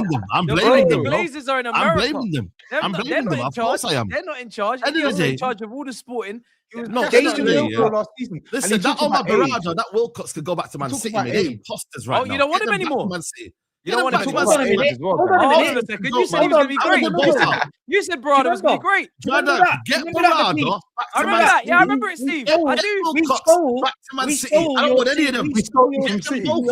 They're imposters. CEO. Listen, they're imposters. Get them out of my football club. He's coming in there, yeah, undercover agent. Him and that Wilcox, mate, are undercover agents here to destroy Man United, man. I'm finally. You see that meme, yeah, of that guy in the car, the black guy. You know what I mean? I'm noticing things, bro. So, end of the day, yeah, Lenny Yoro, I still believe in him, and you guys, I will be here. The test of time, we'll be talking about Lenny Yoro as gonna be a very, very good. Can I just say this? You can talk about him all you want. We just want you to keep the same energy. That's all. No, you haven't. Have I admitted anything? Have I admitted that he's been playing poorly? Keep the same energy. And it's the same for Sesko as well. I told you. I've got the same energy. Yes, TOBS. That's the TOBS I like. It's the same for Sesko. I've got the same energy. What do you mean? Sesko hasn't scored in God knows how long, but you come on here each week. Talk to the guy that gassed him up, but he won't talk now, will he? Steve, you got to speak up now, you. Don't say Steve. No. Don't say Steve. Hold on, I didn't gas up Sesko. How did I gas up Sesko? I didn't want Sesko. I didn't want to say you now speak about the player. You speak. Let me speak. What did I say about Sesko? That Sesko chose the wrong club. Oh my God! You lot are bums, mate. You're bums. Oh my God! If Sesko will leave, you said pick him over the Matettas and the Watkins. No. It was over Watkins. It was over Watkins. Yeah, and I stand by that. My first striker, if people know, I wanted Mateta at the football club. Mateta was my first #1 striker at Man United. You could laugh all you want, yeah. The videotapes it there. I wanted Mateta first at the football club. You said, and you wanted Gyokeres. Sesko is a good player. Yeah, Gyokeres, of course. But again, is he doing well at Arsenal? Let's not do this. No, but that's my point. Again, I don't want to bring Gyokeres into it. When Sesko at Arsenal, He's a different player. Hold on a minute. Did I at one point here gas up Sesko? Yes or no? Yes. When did I gas him up? When you signed him. What do you mean? What did I say? What did I say? When you signed him. Stop lying. Are you mad? I'm lying. Guys, show me the video, where I said Sesko's going to be a superstar. I didn't want him. I didn't want Sesko at Man United. I know you didn't. So then what are you talking about? I gassed him up then. I can only gas him up a player that I wanted at Man United. Because when he signed and we tried to bring you to account. I was naturally happy it was a Man United signing. Is that what you're trying to say? No. See, there, you're doing it again. But I was actually happy. You called this guy Benjamin Tesco. You did not want him. You didn't rate him. Of course. Cool. No. When Man United signed him, you took back those words. You took back those words on this show when you were pressed. You took back those words. So in his defense, he was being the ultimate shameless SAEED. What SAEED wanted? Yeah, exactly. You know who SAEED wanted? SAEED wanted Gyokeres. That's who SAEED wanted. Not really. No. It's South Africa. It's South Africa. He didn't want Gyokeres. Hold on. Making the TikToks in South Africa. Let me address it. In your bedroom, shouting. Let me address something. Yeah. My first choice player was Mateta. Then when it came to Gyokeres and Sesko, okay, I admit it. I wanted Gyokeres. Cool. We've established that. When it came to the decision of Watkins and Sesko, I said, go get me Watkins. Cool. But the guy that was telling everyone Sesko's going to be this, Sesko's this and that was Big Steve. You were hyping him up. So you now have to admit you were wrong in that you hyped him up. No, I'm not wrong. Sesko's a good player. Hold on a minute. This is why I don't like Steve, though. Why is it I get done on this show, for hyping up players? But when Steve hypes up players, nobody calls him out. Nobody calls him out. He hyped up Sesko. He's the one that we're talking about. And he's better than Gyokeres. He's better than this, that, the other. You did, bro. I didn't hype him up. And you're now rattled by it, screaming down the thing again. You need to be held accountable. You need to be held accountable. I'm accountable.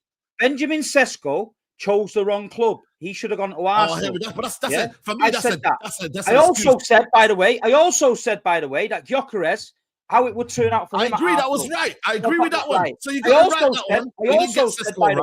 They also said, by the way, how it would turn out for Joshua Zirkzee, how it would turn out for Højlund, how it would turn out for Van der Beek. So if you want to start going on my track record, because I never gassed these players up, I told you what them players were about. So carry on with you. Keep choosing players. But I'm just saying, but what we need to establish, though, you have got a few things wrong. Even this Semenyo one we'll talk about. You know what I mean? I do think you're getting that one wrong as well. How have I got a Semenyo thing wrong, right? How have I got a Semenyo thing wrong? That's my opinion, which I stand by, And let me tell you this, I stand by my opinions on here, not like you. I won't go in the car park and make a video against the guy you got. If he goes to Man City, what are you saying?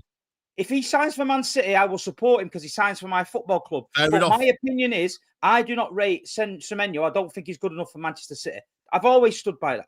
And I will always stand by that. I did warn you about Watkins, by the way. Watkins is not doing. Well, Watkins has fell off, though. He's fell off. Fair enough. I can tell he's going to fall off. But you know what it is, though? Hold my hands up on that one. Hold on a minute. Let's not act like we're some football gurus here, When at the time, Watkins was doing his thing. The man were doing their thing. Mateta was doing their thing. Let's not call them all of a sudden garbage overnight. Let's not do this as well. Like, I'm not saying Watkins is garbage, but his fall off. We didn't see this. I mean, we predicted the future. I'm like, you know what, man? Watkins. Come on. Yes. Let's not do this. I did predict the future with Watkins. Yes, I did. But Salah, so everyone predicted Salah to have a fall off there. Are you going to give me my strats for predicting? Are you going to give me my strats? Salah was a year early. I said last year, then he had his greatest year ever. It was a year early with Salah. Can you give me my strats for predicting the future with your club then? Yeah, you know as well. Oh no. I mean, you won't do it. Everyone needs to own up, man. Own up to your shit. Can we talk about Agate? Can we talk about Agate?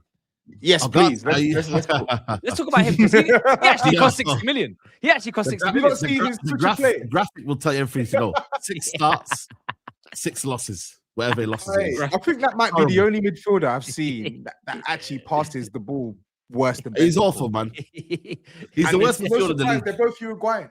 I want to see Tottenham sign Agate. That's what I want to see. I want to see Turkey on the mob. The day you see Tottenham sign Agate is the day you see me. Apparently, Galatasaray for the Fenerbahce wanted one of the two. The day you see us signing is the day you see me quit as Tottenham fan. I'm quitting. I'm literally quitting. Ugarte to replace Paulinho. I'm telling you, same profile. But going to the game, I don't think we deserve to.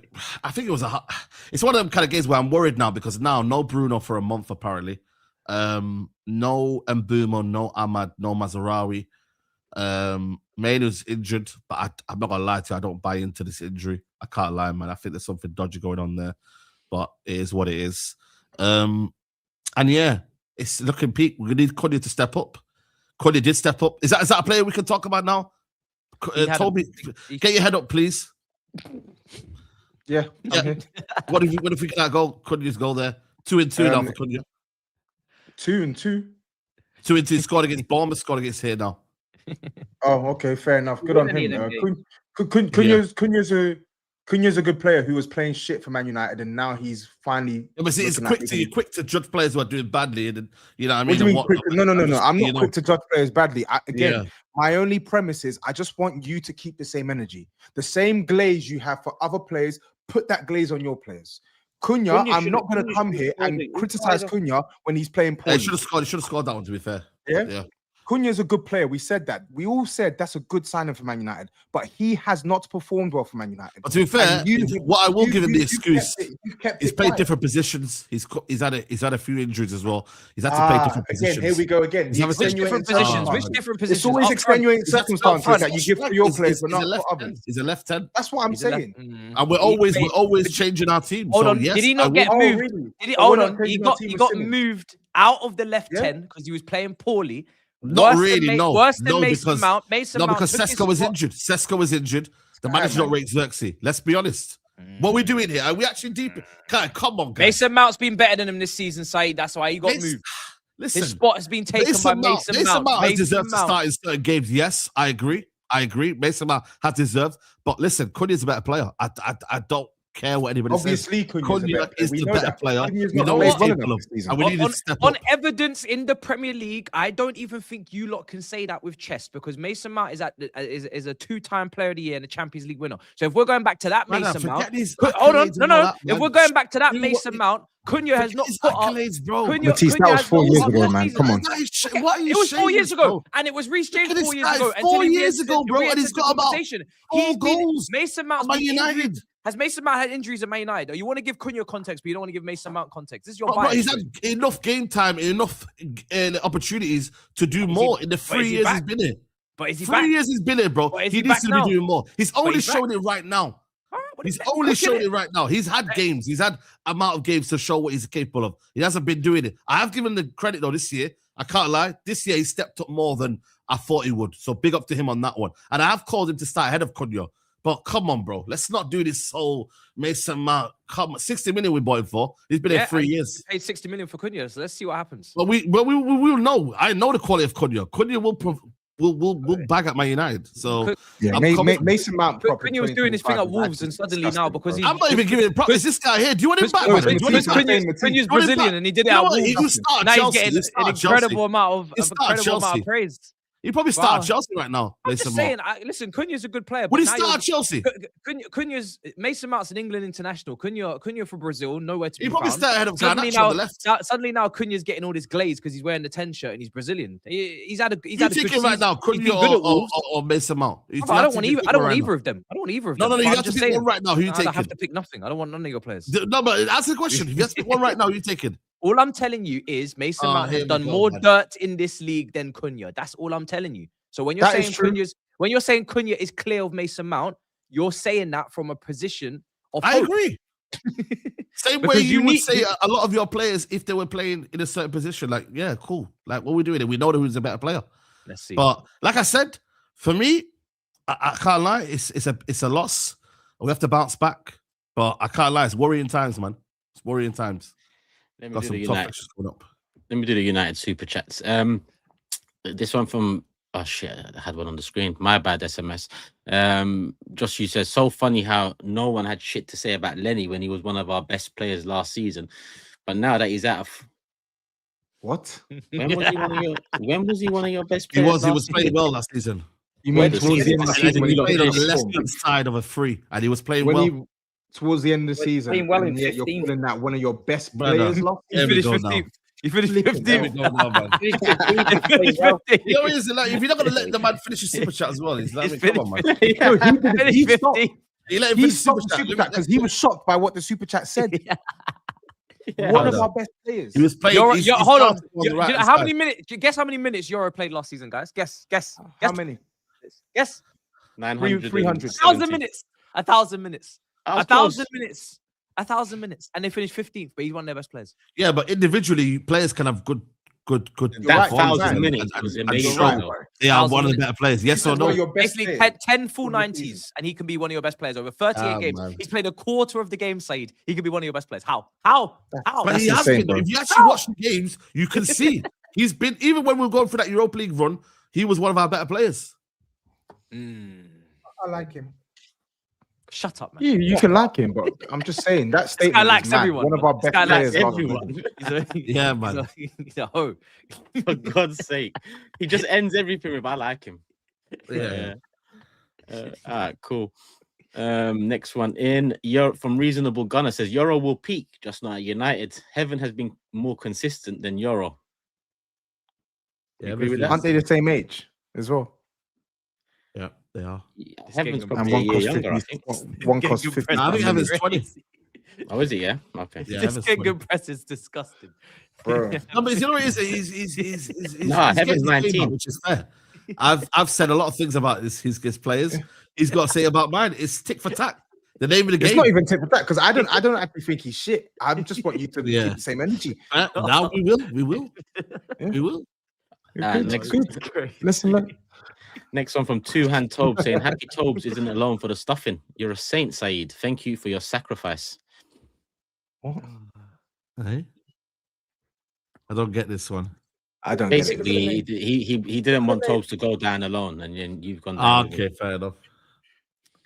US Gunner says Sesko would have been a very different player at Newcastle United.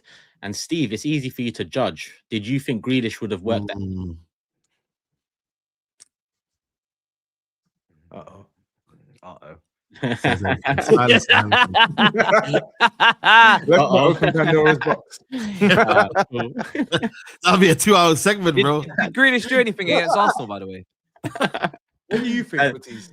I don't know. But he kicked the ball well, though. I would have assumed Jackie G What do you was think? doing something, considering there was no did Ndye, score, no scored, Juice Yeah, Rule. bro. Surely the main man stood up and Yeah. did something for Everton in the attack. Oh no, nothing. Shot Cora. Shot. Danny says Ineos really backed themselves into a corner with Amorim. System hanging players out to dry. Beefing youngsters unprovoked. But a couple of didn't a few of them put something on Instagram? Yeah, well? they did, and then they deleted it straight That's away. the other side of the coin. I mean, you can argue about Amorim and you know whether he should or shouldn't have. But the Yeah. other side is, as a young'un, like just keep your head down and do I your hear thing. you. All I'm this- also on that for Cheeto. I think Cheeto he's notorious for doing that on the socials and that. But with Amas though, he won Player of the Month like literally 6 days before the manager said it, and he said he was struggling. So it's like I think he just came out and said, what am I hearing about? I'm struggling when I'm Player of the Month for Sheffield Wednesday. So end of the day, obviously. Hard to be Player of the Month for Sheffield Wednesday, the come on, bottom of the man. league. Brother, he's 18, bro. Are you all right, you man? Are you all right, Steve, man? 18 years old, man. You're gassing up a guy How is who's Player of the gassing Month for up a player? Sheffield Wednesday, He's who's got bottom Player of the of the league. Month in the Championship. The -9 points or something. Oh my No one God. gives a shit. Yeah, because individual. Okay. So now, what we doing here? Your standards are shit, mate. Well, Your standards are Oh shit, my mate. days, man. Your standards are in the Oh, shit. Steve, let it go, man. Let it go, Shit. man. You've got shit up to your neck. But you know what though? Shit up to your neck. Grealish wins the treble, and it's okay in it for him, innit? You know what I mean? Well, there's a bit of a Even though he difference did from winning the F4. treble to finishing Player of Even though he the did Month. F4, Sheffield Wednesday, even if he did F4, contribute towards it. But yeah. You played 56 games in the treble season, so how do you here do we fuck go, all? man. There we go. Well, Harry Amas got Player of the Month for Sheffield Wednesday, who are -9 points at the bottom of the Championship, but Grealish got the treble. Is that what you're saying? -9. No, but the thing is, though, what you do is, though, you exaggerate a lot of things. Minus I nine. exaggerate a lot of It's like- things. Did he just say that? Did he It's just like say you that just to me? exaggerate this whole comment. This comment here, what from Wow. Amner? Do you know what he just say said? that? He said a player, a youngster, yeah, who's 18 on loan from Man United to Sheffield Wednesday, who got player of the month for Sheffield Wednesday, yeah, he said he was struggling. So the player came out, posted a photo of him with the player of the month trophy, and basically said to the manager, what are you talking about? That's all he did. He defended himself. So what are you talking about? Oh, standards are gone from that photo there. Because you're flexing a kid who's got player of the month. Who's flexing a kid? I literally just mentioned the kid, yeah. Who's flexing a trophy? Who have I flexed? Why is your manager beefing young kids about player of the month trophies for Sheffield Wednesday? Why? No, he said he wasn't beefing them. Don't even mention it. Don't mention it. Your Man United Football Club. You're an institution. Did I? Hold on a minute. I didn't tell Amrin to say what he said. Amrin came out unprovoked. I guarantee you've done a full-on. Amrin came out unprovoked. Yeah, you've done a full-on Mandem talk about that.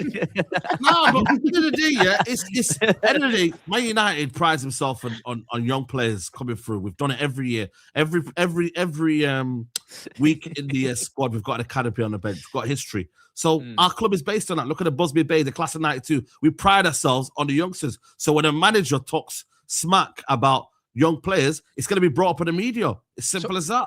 Sorry, what did Cheeto do? Did he repost it?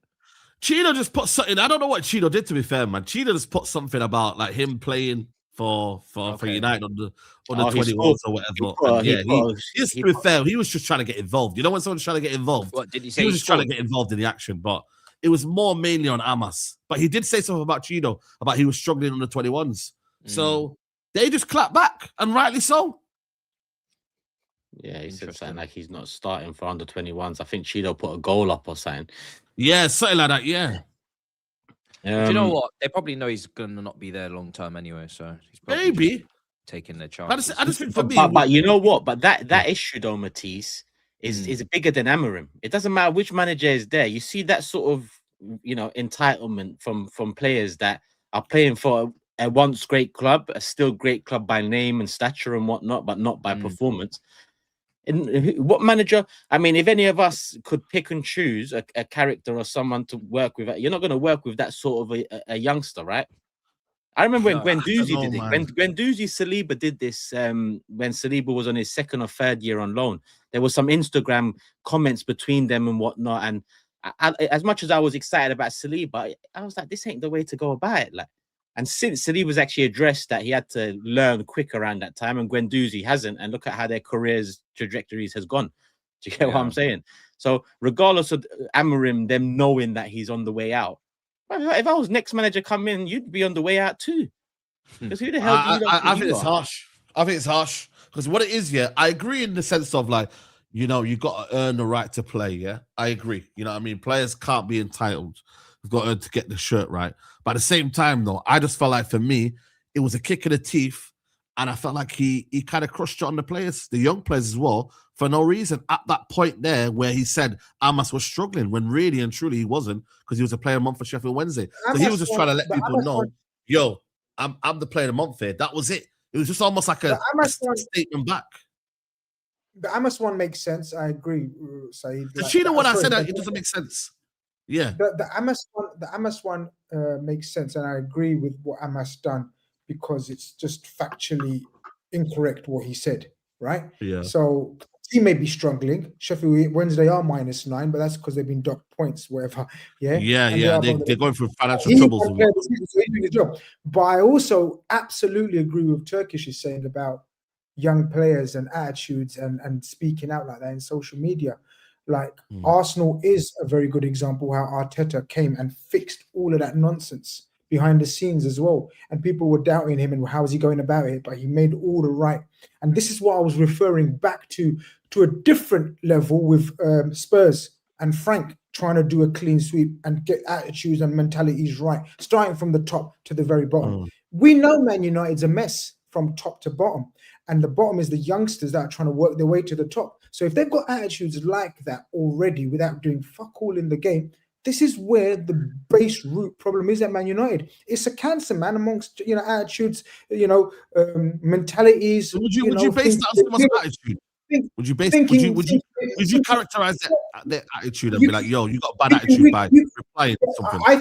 I think in this day and age, you can read a lot into what players post and do and what stages of career they're at. I think I don't know, man. Yes. I think you can. Just to let you know, in the month of November, when he got Player of the Month, they got 2 points out of 18, so they did really well there. Fucking great Player of the Month. That's how it works, isn't it? That's how it works. Yeah, trust me, that is how it works, mate. The team That's is how shit. it works. Yeah. So it's like you're scraping the barrel.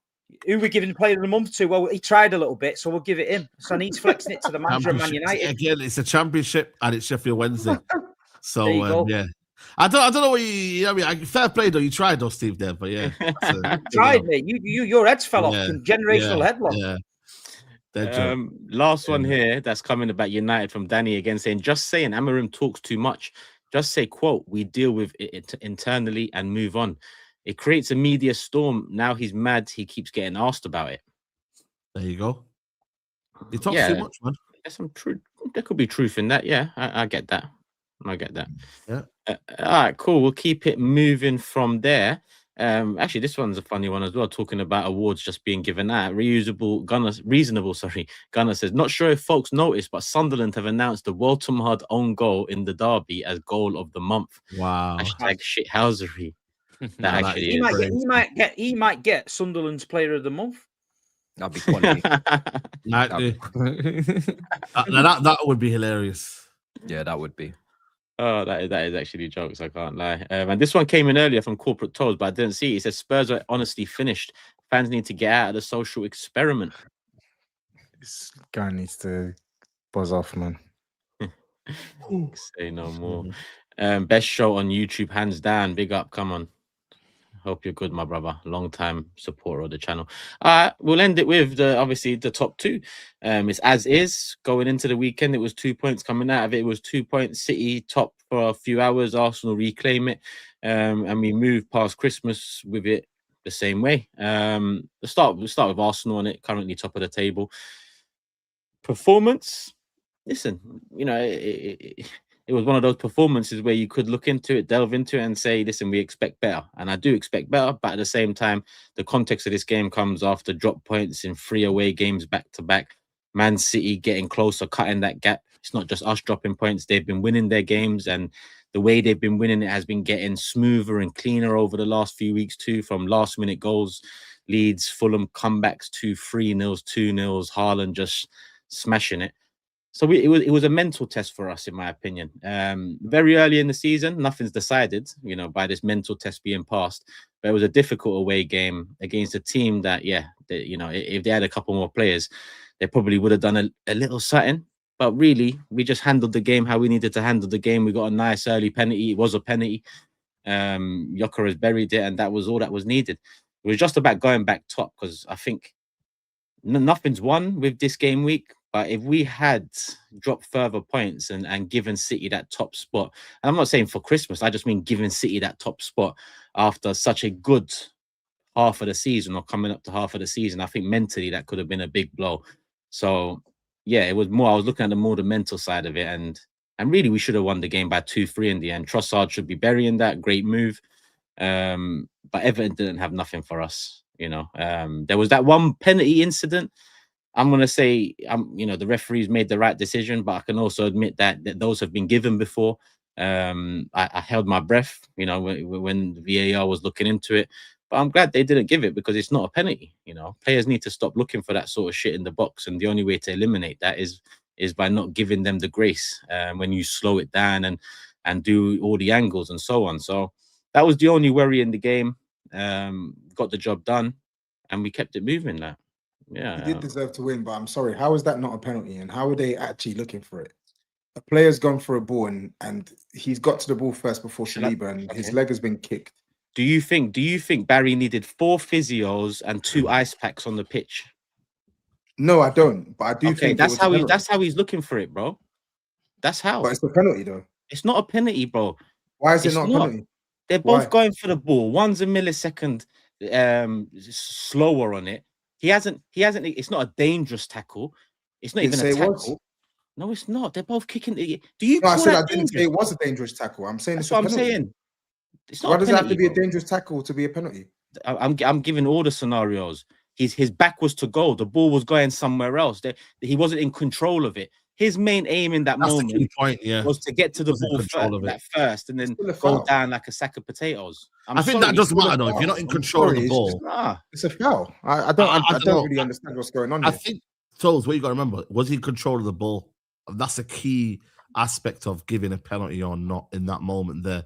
If the striker is, you remember when João Pedro and Saliba, João Pedro flicks the header on and he kind of takes it away from Saliba. And Saliba headed him. Yeah. Then you could see that João Pedro is in a position where he's got the ball, he's taking advantage there. And I said that was a penalty. That's a penalty. Yeah. But this one, because the ball's away from the striker and he hasn't got control over it, that's where I don't think it's a penalty.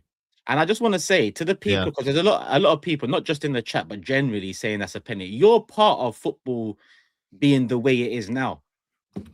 You are part of the soft nature and the hunger to find and feed these moments. Like the referees went too far in this whole let's clean up the game, right? Over the last 10, 15 years, to the point where I think it crossed that threshold, and now it's nonsense. Players are more so looking for the foul than a shot on goal at times, right? If you, as a fan of the game, the beautiful game, right, take yourself away, from the tribalism and the rivalries and that, I don't think that should be given as a penalty. Full stop. Any club, and if you continue. I use this is a completely different example, but Pepe and Alioski. Remember years ago, you might not remember, but they went head to head, and then Alioski just dropped to the floor. Pepe got a red card, right?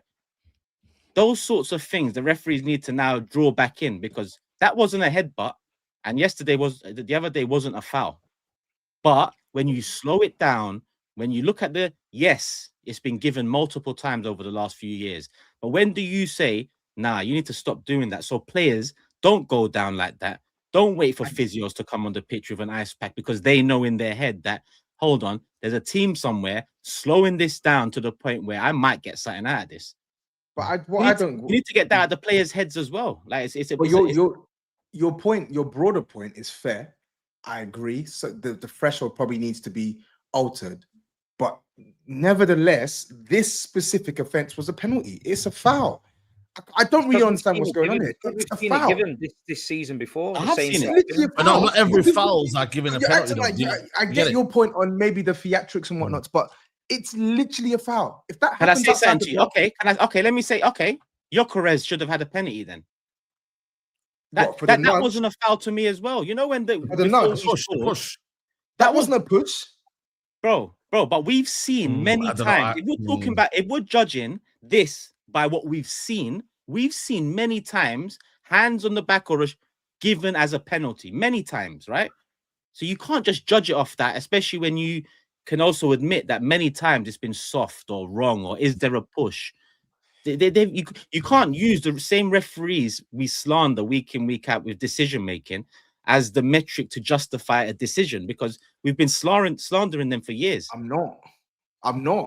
Where did I mention the referee being the metric? I'm talking about the foul. It's a foul. You can't kick someone's leg in the box and then tell me that's not a foul. I'm not saying that there was no. He kicked his leg, bro. Yes, they were both going for the ball. She was on the other foot. Everton was winning 1-0. If Everton was winning 1-0 and that happened to you, the Arsenal lot, you were going mental. I've called worse. Steve. But like I said, 0-0, Gyokeres down. I saw the replay and I said, Gyokeres, what are you doing? What are you doing? Even Gabriel Newcastle, was it? Joe Linton a couple of years ago, 2 hands on the back. There was no push, but Gabriel went like there was because he expected to get the foul, I think, right? He didn't get the foul. They scored the goal, right? There's so many examples over the years, because these referees have been shit, that we can go one way or another with it. As six guys that have watched football, that's different. For either 30 years, 20 years, or 10 years. I've just watched it back, and I'll be honest, I ain't giving that. That's what I'm saying, man. I'm not giving it, man. It's Barry's got the ball. He's got to the ball first. It's very clear Saliba's also going for the ball, and he's gone from underneath. Like I don't know, man. I wouldn't want to see. He's not in control of the ball. I wouldn't want to see a penalty for that.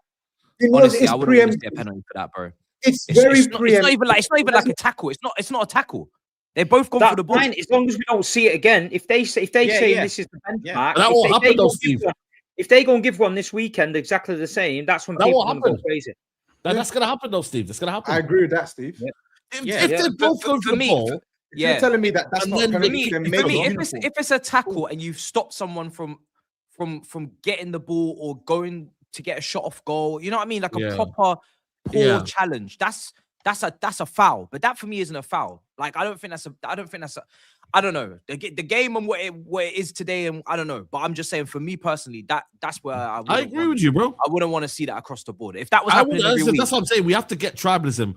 Take out the tribalism in football, and we look at that was going on every week. I'd be annoyed. I'm looking at it as a footballing, like we're all footballing people. Yeah, I don't want that to be given in football. I'm not gonna lie to you. I'm with Turkish. That right there, when a guy clearly isn't gonna get that ball, yeah. And somehow there is going to be natural contact there because obviously Saliba has to play for the ball. Now we're going to make sure that players can't go and do what they need to do to go and win tackles. It's just going to make football so robotic. Like there's going to be contact. There's going to be things happening. For me, that's a common sense decision. I think. Yeah, common sense, man. Just using common sense. He's not getting there, the striker. Move on. If there's an element where, you know what, he can get there and Saliba's impeding him, by all means, penalty. But nowhere near. He wasn't getting there, man. So you know what I think we might have got away with in that game was the Zubimendi one. I don't know if anyone watched it, but we lost the ball. Barry had it. The foul was just outside the box, but we didn't. They didn't even get a foul. And to be honest, if he got a foul, they could have said red card potentially. That one to me, I'd understand a lot more, right? So I'm being fair with it. I'm not being tribal with it. I just don't think that should be given as a penalty. I'm not even being tribal as well. I already said you deserve to win the game of football. I just thought you're too soft. Okay. Yeah. I also should have wrapped the game up anyway with the 2 pokes and that. Like it's just Yeah. But we got the job done. Back top of the league. Yeah. You know, it would have been hell if we didn't. But we just did what we had to do. You know, 1-0 away, Everton win. Now we've got a couple home games, Brighton, Villa, a chance to make a semi-final against Chelsea this week, tomorrow night actually. So it was just about winning this game. After the way we've been dropping points away from home, the way City have been playing, just get back to winning ways and restart a run now. You know, so hopefully that is the start of a new run because we've got a look at the fixtures. I think we've got the capabilities to make a run now. But yeah, let me look at the super chats. How's Saka been playing? Because I'm seeing people saying that he's not been doing that well, but he's getting away with it. No, Saka's been the best of a bad bunch in the last couple of games. So you can look at it one way or another. You can say, all right, he's doing more. Like, don't forget against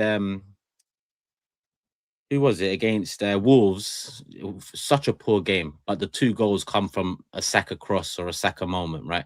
And in this game as well, he had his moments. And the way I look at it is the next step up for him is to take games by the scruff of the neck.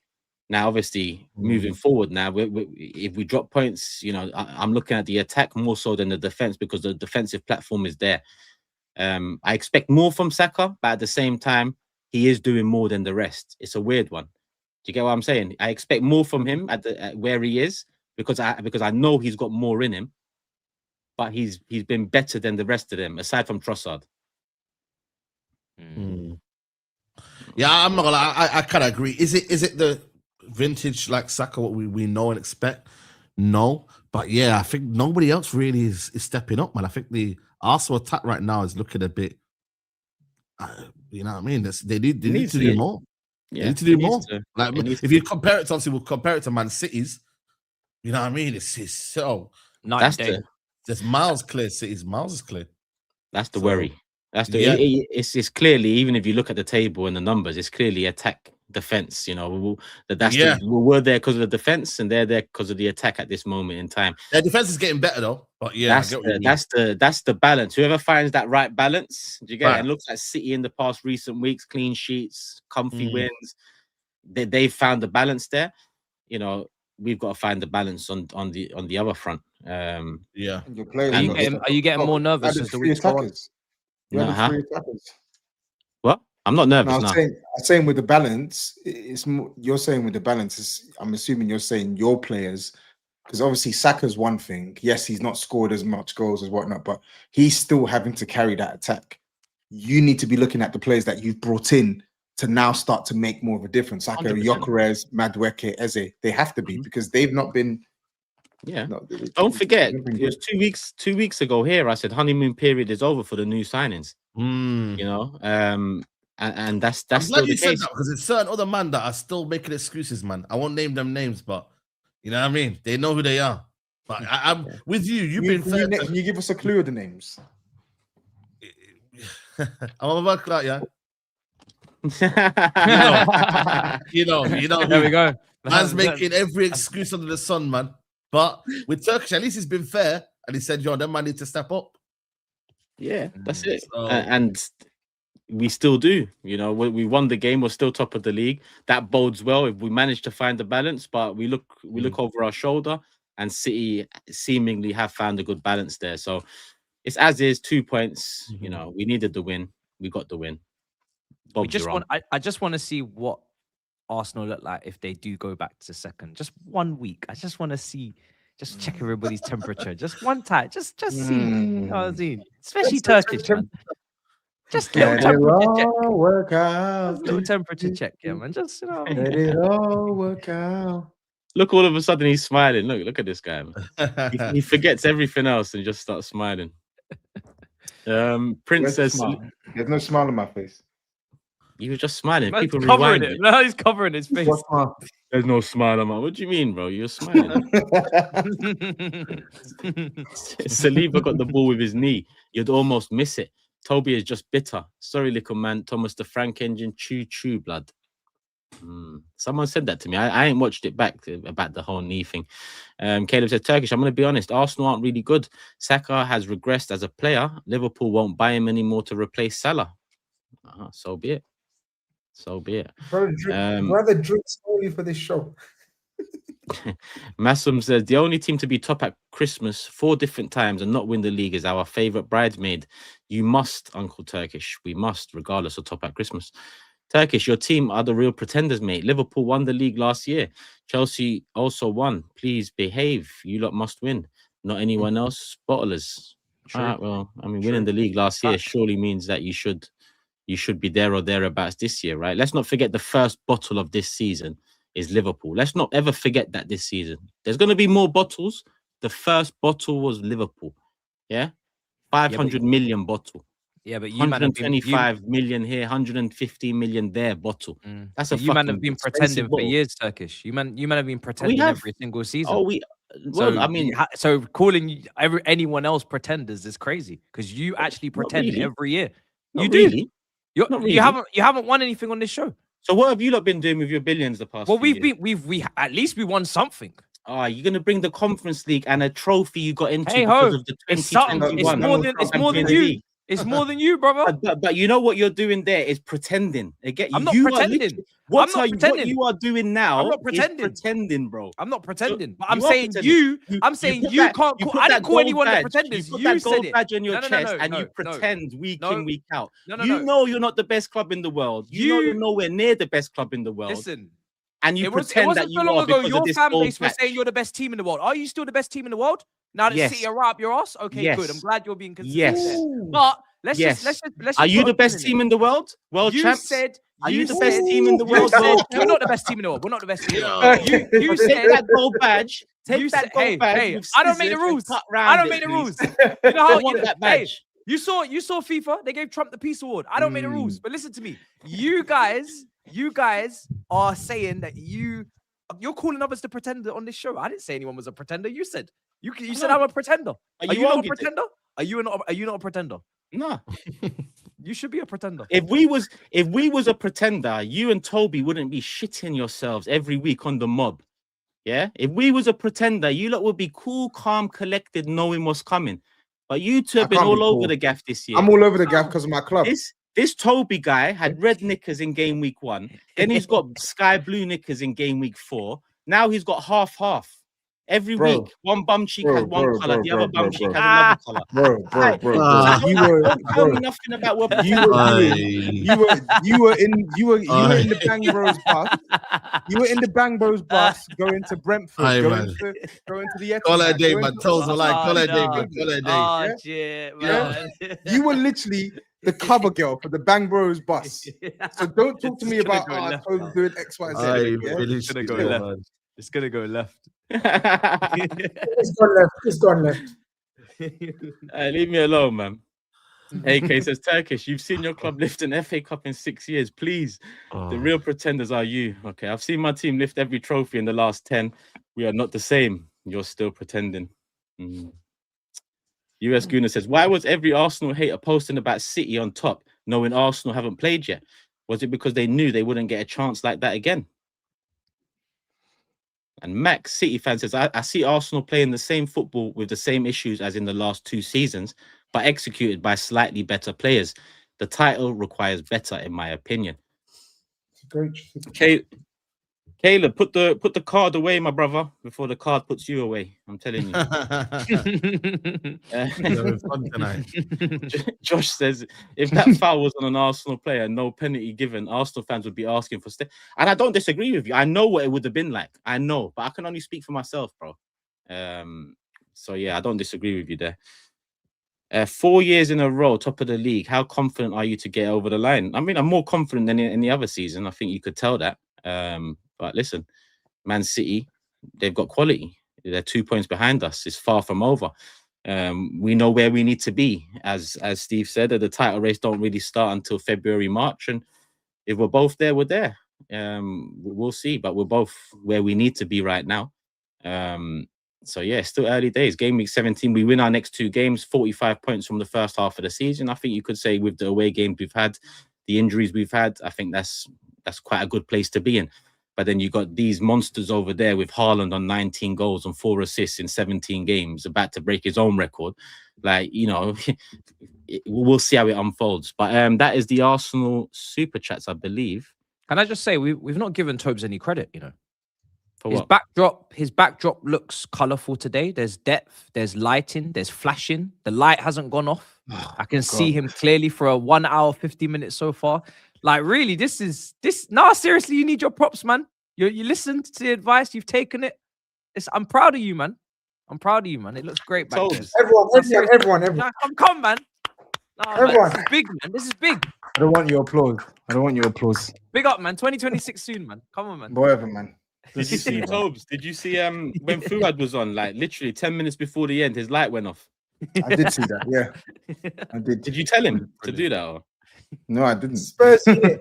It's a Tottenham thing. I'm telling you, it's a Tottenham thing. Sorry, I've got a few more super chats on Arsenal. I didn't see them. US Guna says that this was similar to the Saliba headbutt last season, the one SAEED mentioned. Those have been given before. We got lucky because it went our way. But in general, those situations shouldn't be given. I think similar situation, but there's also a big difference there. And Pedro was in control of where he was going with the ball, whereas Barry just kicked it up in the air. Caleb says, can you ask? Caleb wants to fight you, TOBS. Message him. Tap in TOBS on Instagram. You can sort that out. JH says, love for the love. Merry Christmas to all you lads, even TOBS. Love the channel. As an Arsenal fan, Christmas time brings out PTSD. Praying for a title. Come on, you Gunners.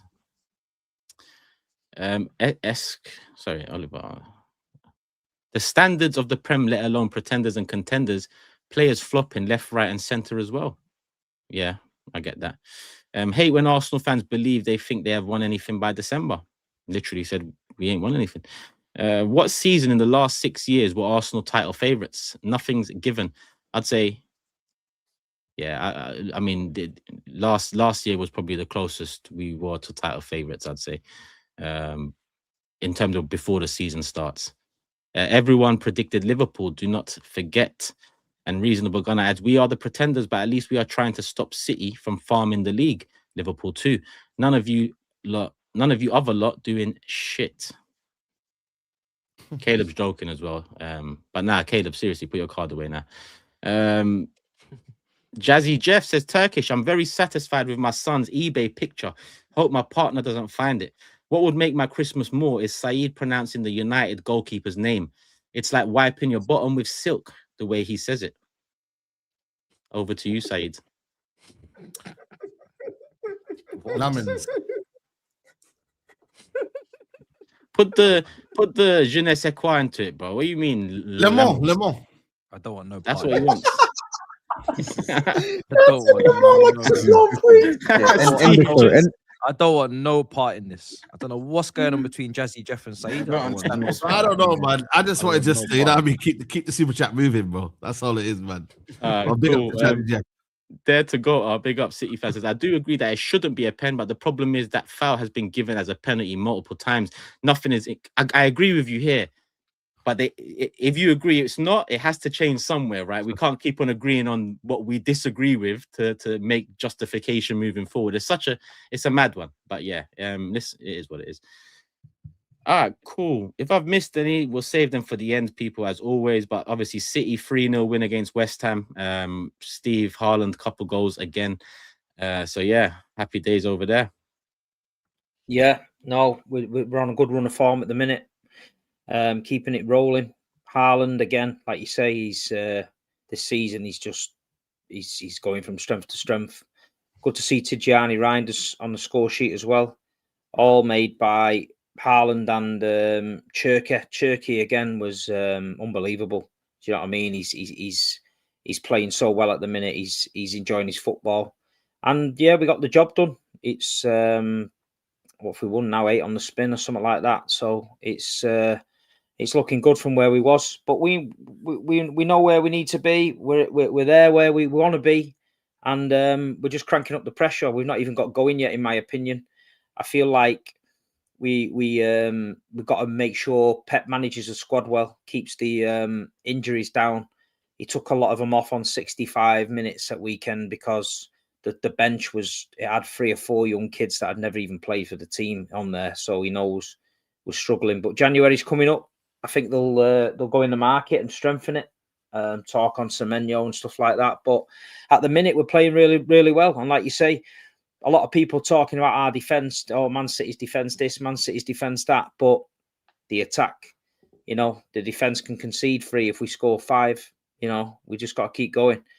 But we're cranking it up now. There's a feeling around the Etihad at the minute, the stadium, the fans. We're getting that buzz back. And the manager seems to be getting his mojo back as well. He's talking, saying the right things. And, we will be there if we follow him. Do you think you signed someone in January? Yes. I think we'll sign a couple.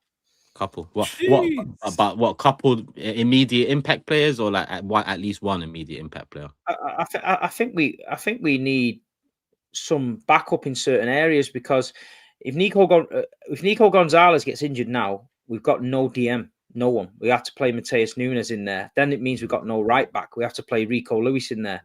So these are you're downgrading massively when you're putting these players around. Don't forget, the Ballon d'Or winner's not even in the team yet. Rodri's not even back yet. Where's Kovacic? Kovacic, he had another setback. He had an operation, so he's out for like 3 or 4 months. Wow.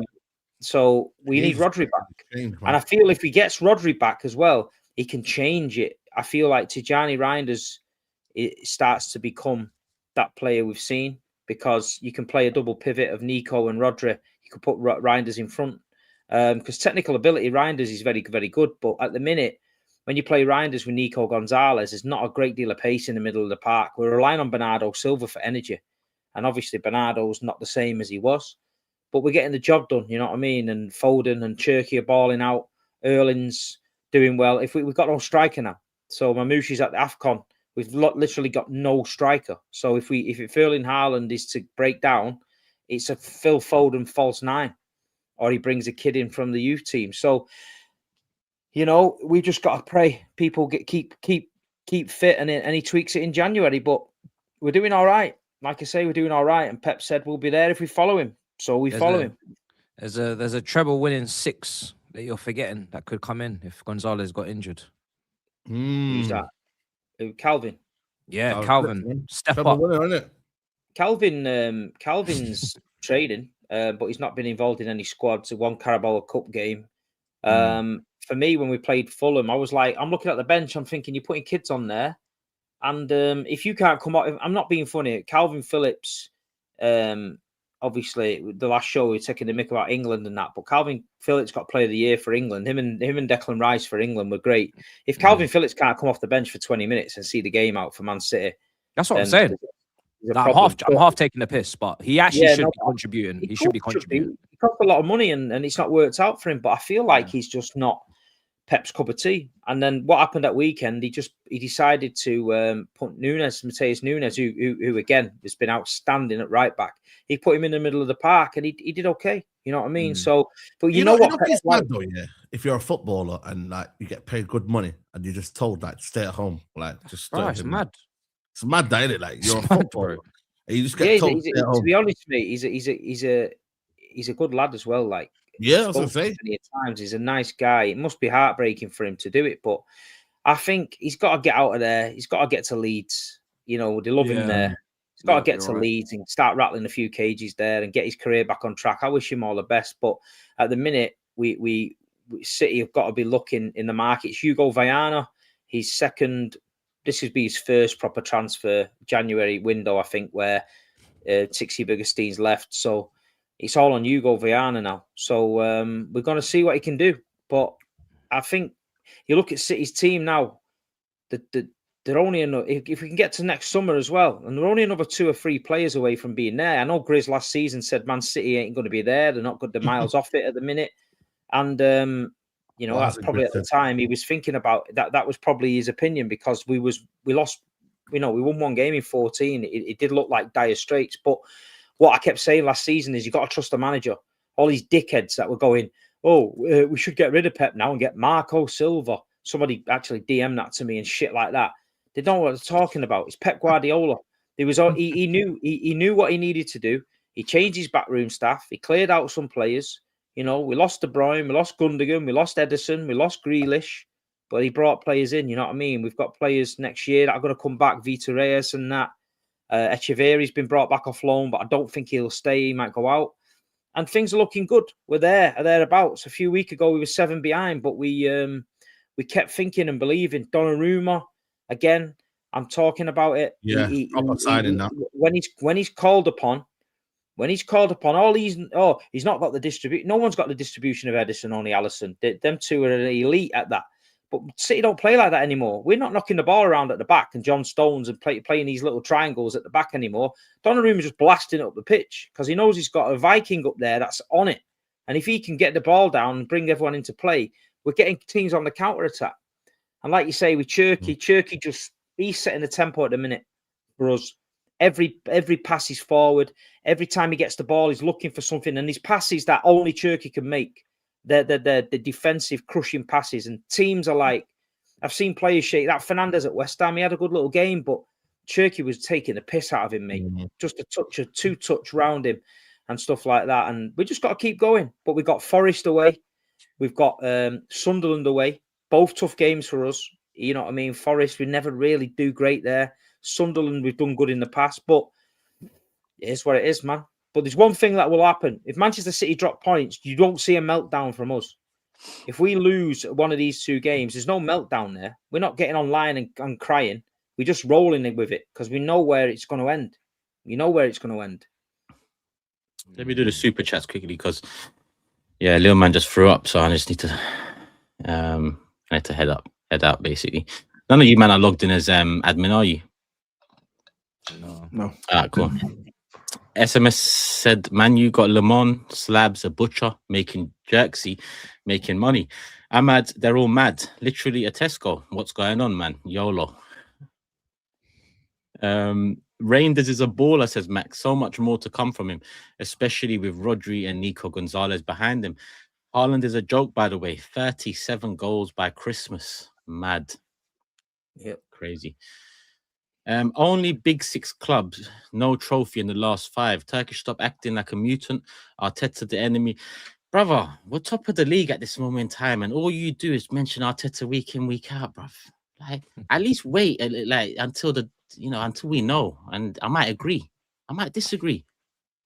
But I don't know what you want me to say. Like using these funny online words like mutant. I don't really understand it. 3MR says City defense is improving and Rodri's return is huge. Arsenal lack goal scorers when their system fails, and returning attackers won't change that. Does the panel rate Kobe? This ain't the time for it. 2 hours in. Will he start in your team? Not for us, but I'd take him for the right price. but he wouldn't start. Jason says, I don't know, some of these fouls, if you're playing pickup, you're not calling these things way too soft. Go back to two kicks or indirect free kicks for all non-goal scoring chances in the box. If your back is turned to goal, makes no sense to get a pen. That's another angle to look at it. Who do you think Semenyo will should choose in January? Because I'm hearing City, United, and Liverpool. Now Isak is injured. I think Liverpool will get him. Probably, yeah. Liverpool more so. Erling overtaking CR7's Prem goal tally in 122 fewer games. I do question when or if he will overtake Aguero as the best. Yeah, good one. Black says, big up you guys. Best football show on the platform. Cole Palmer needs to step up. I understand he's coming back from injury, but yeah. No, sorry, this I've seen this spelling a couple of times. You just got your context. Absolutely sending me. It's such a freshy way. Yeah, if he's just come back from injury. No, he's the only one doing it. It's not a trend. But if he's come back from injury, that should tell you that he's gonna have to come back from injury, isn't it? So he's not gonna be at his top level. He's not at top form yet, is he? So I like that. I might need to just steal that, you know. Fuck's sake. I actually can't believe it. Robertinho, hope you're good, brother. Big up Gary and Jamal for telling us Pep and City are finished. Big up Steve. Tell them, man, we're inevitable. We don't chase, we hunt. Man, like Cafoon's more Prem than the whole back line of serial losers. Fuck's sake, man. That's gonna people are gonna do that now. Last guy's super chat. Jashar says, big up Jashar, man. Hope you're good. Big up Turkish, my presenter. If you know, you know, and the panel. I'm now coaching again, so I miss a lot of these live shows. These shows are just levels. Keep putting in the hard work. Big up Jashar, man. Where are you coaching? Like, what age? Like, it's a bit late in the show. Now put it in the comment section. Sports Genius says, big up you guys. Crawford versus Mayweather, who wins? It's hard to say, man. I don't like Mayweather though, so I'm just gonna say Crawford. Yeah, Crawford for me. Yeah. On that note, that is the last one. So we will not wrap it up. We got prediction table. Everyone actually got correct scores. Everyone, even Matisse, who didn't get all his predictions in. Yeah, he got correct scores. So the table looked like this, and the table now looks like this. SAEED got 3 correct scores. So SAEED's done another madness this week. 3 correct scores. What's wrong with this SAEED guy, man? Seriously. TOBS got 2 correct scores. Steve 1, GRIZZ 1, Matisse 1. So that's how the table's looking. For the audio listeners, GRIZZ did play his chip. I'm using my goal halves chip on TOBS this week, please. So the table looks like this. Oh, shit. Oh, dear. Oh, shit. TOBS, you're finished. Oh, dear. Oh, shit. Meow. Oh, shit. Okay. Oh, my God. Okay. So let me just show you. Okay. Let me just show you one more time. That's how it was. Okay. This is how it is. Okay, I'm cool. Remember you done this, yeah? Cool. When I catch you, no problem. No, you're so finished. For the audio listeners, SAEED is top, 11 correct scores, 63 points. I'm in second, 8 correct scores, 57 points. Steve's got 6 correct scores, 53 points. Matisse in fourth, 7 correct scores, 49 points. GRIZZ has got 5 correct scores, but he's also got 49 points. And TOBS now 10 points off on 39 points with a whopping 9 correct scores. It's mad. It's mad. That's mad, you know, TOBS. But if you catch him, then I'll catch him. I know. I'm confident I'll catch him. Look at him. No, he's had you on. You know what, He's had you on. No, keep that face there. Let me take a photo of this because when I catch you on, he's had you on. When I catch you, and you have to do a form. I said, don't scared. Don't scared. I'm scared. No problem. I'm glad. I didn't realize we were at war like this, but clearly we are. Said, don't scared. No problem. That is mad. Don't ever scared. No problem. Why? Yo. And I'm actually, you know what? Big up to GRIZZ, man. That's a big thing he did there. At that point, crucial point as well. So I told him at the dinner. I said, don't care. Remember, he was gloating over the dinner. yeah. I said, okay. You gave him a clue. That's Cool. how it's looking, people. So that's how it's going to look on. I need to get When's our next show? Wednesday. So just a heads up, people. We are not back on Thursday. Thursday is Christmas Day. We are back Wednesday, 1 p.m. It might be a bit earlier, but latest 1 p.m. That's the next live show. That will preview the next few games, obviously past Christmas, starting Boxing Day with Man United, Newcastle, and across the weekend. Bit earlier than usual, but understandably so. So the next show is Wednesday, 1 p.m. I shouldn't need to tell you because you should be subscribed with the notification bell on. If you have been, then you'll be notified. If you're not, then make it make sense, people. Put the notification bell on and make sure you subscribe to the individual channels as well, people. As 2025 draws to a close, listen, there's been a lot of love shown, not just here on the Big Six, but across the individual channels. We're all doing things, so love for the love as always on that. The individual channels are in the description below. So if you want to follow the journey, then make sure you subscribe, like, hype, do all of that. And we're back Wednesday, people. So you ain't got long to wait for us. Carabao Cup action in between. Will Arsenal make it to see off Chelsea in January, double header in the Carabao Cup semis? We'll find out by the next show, people. So on that note, I think we'll wrap it up here. 2 hours, 10 minutes. Love for the love. We'll be back Wednesday. See you then, people. Peace. We're out.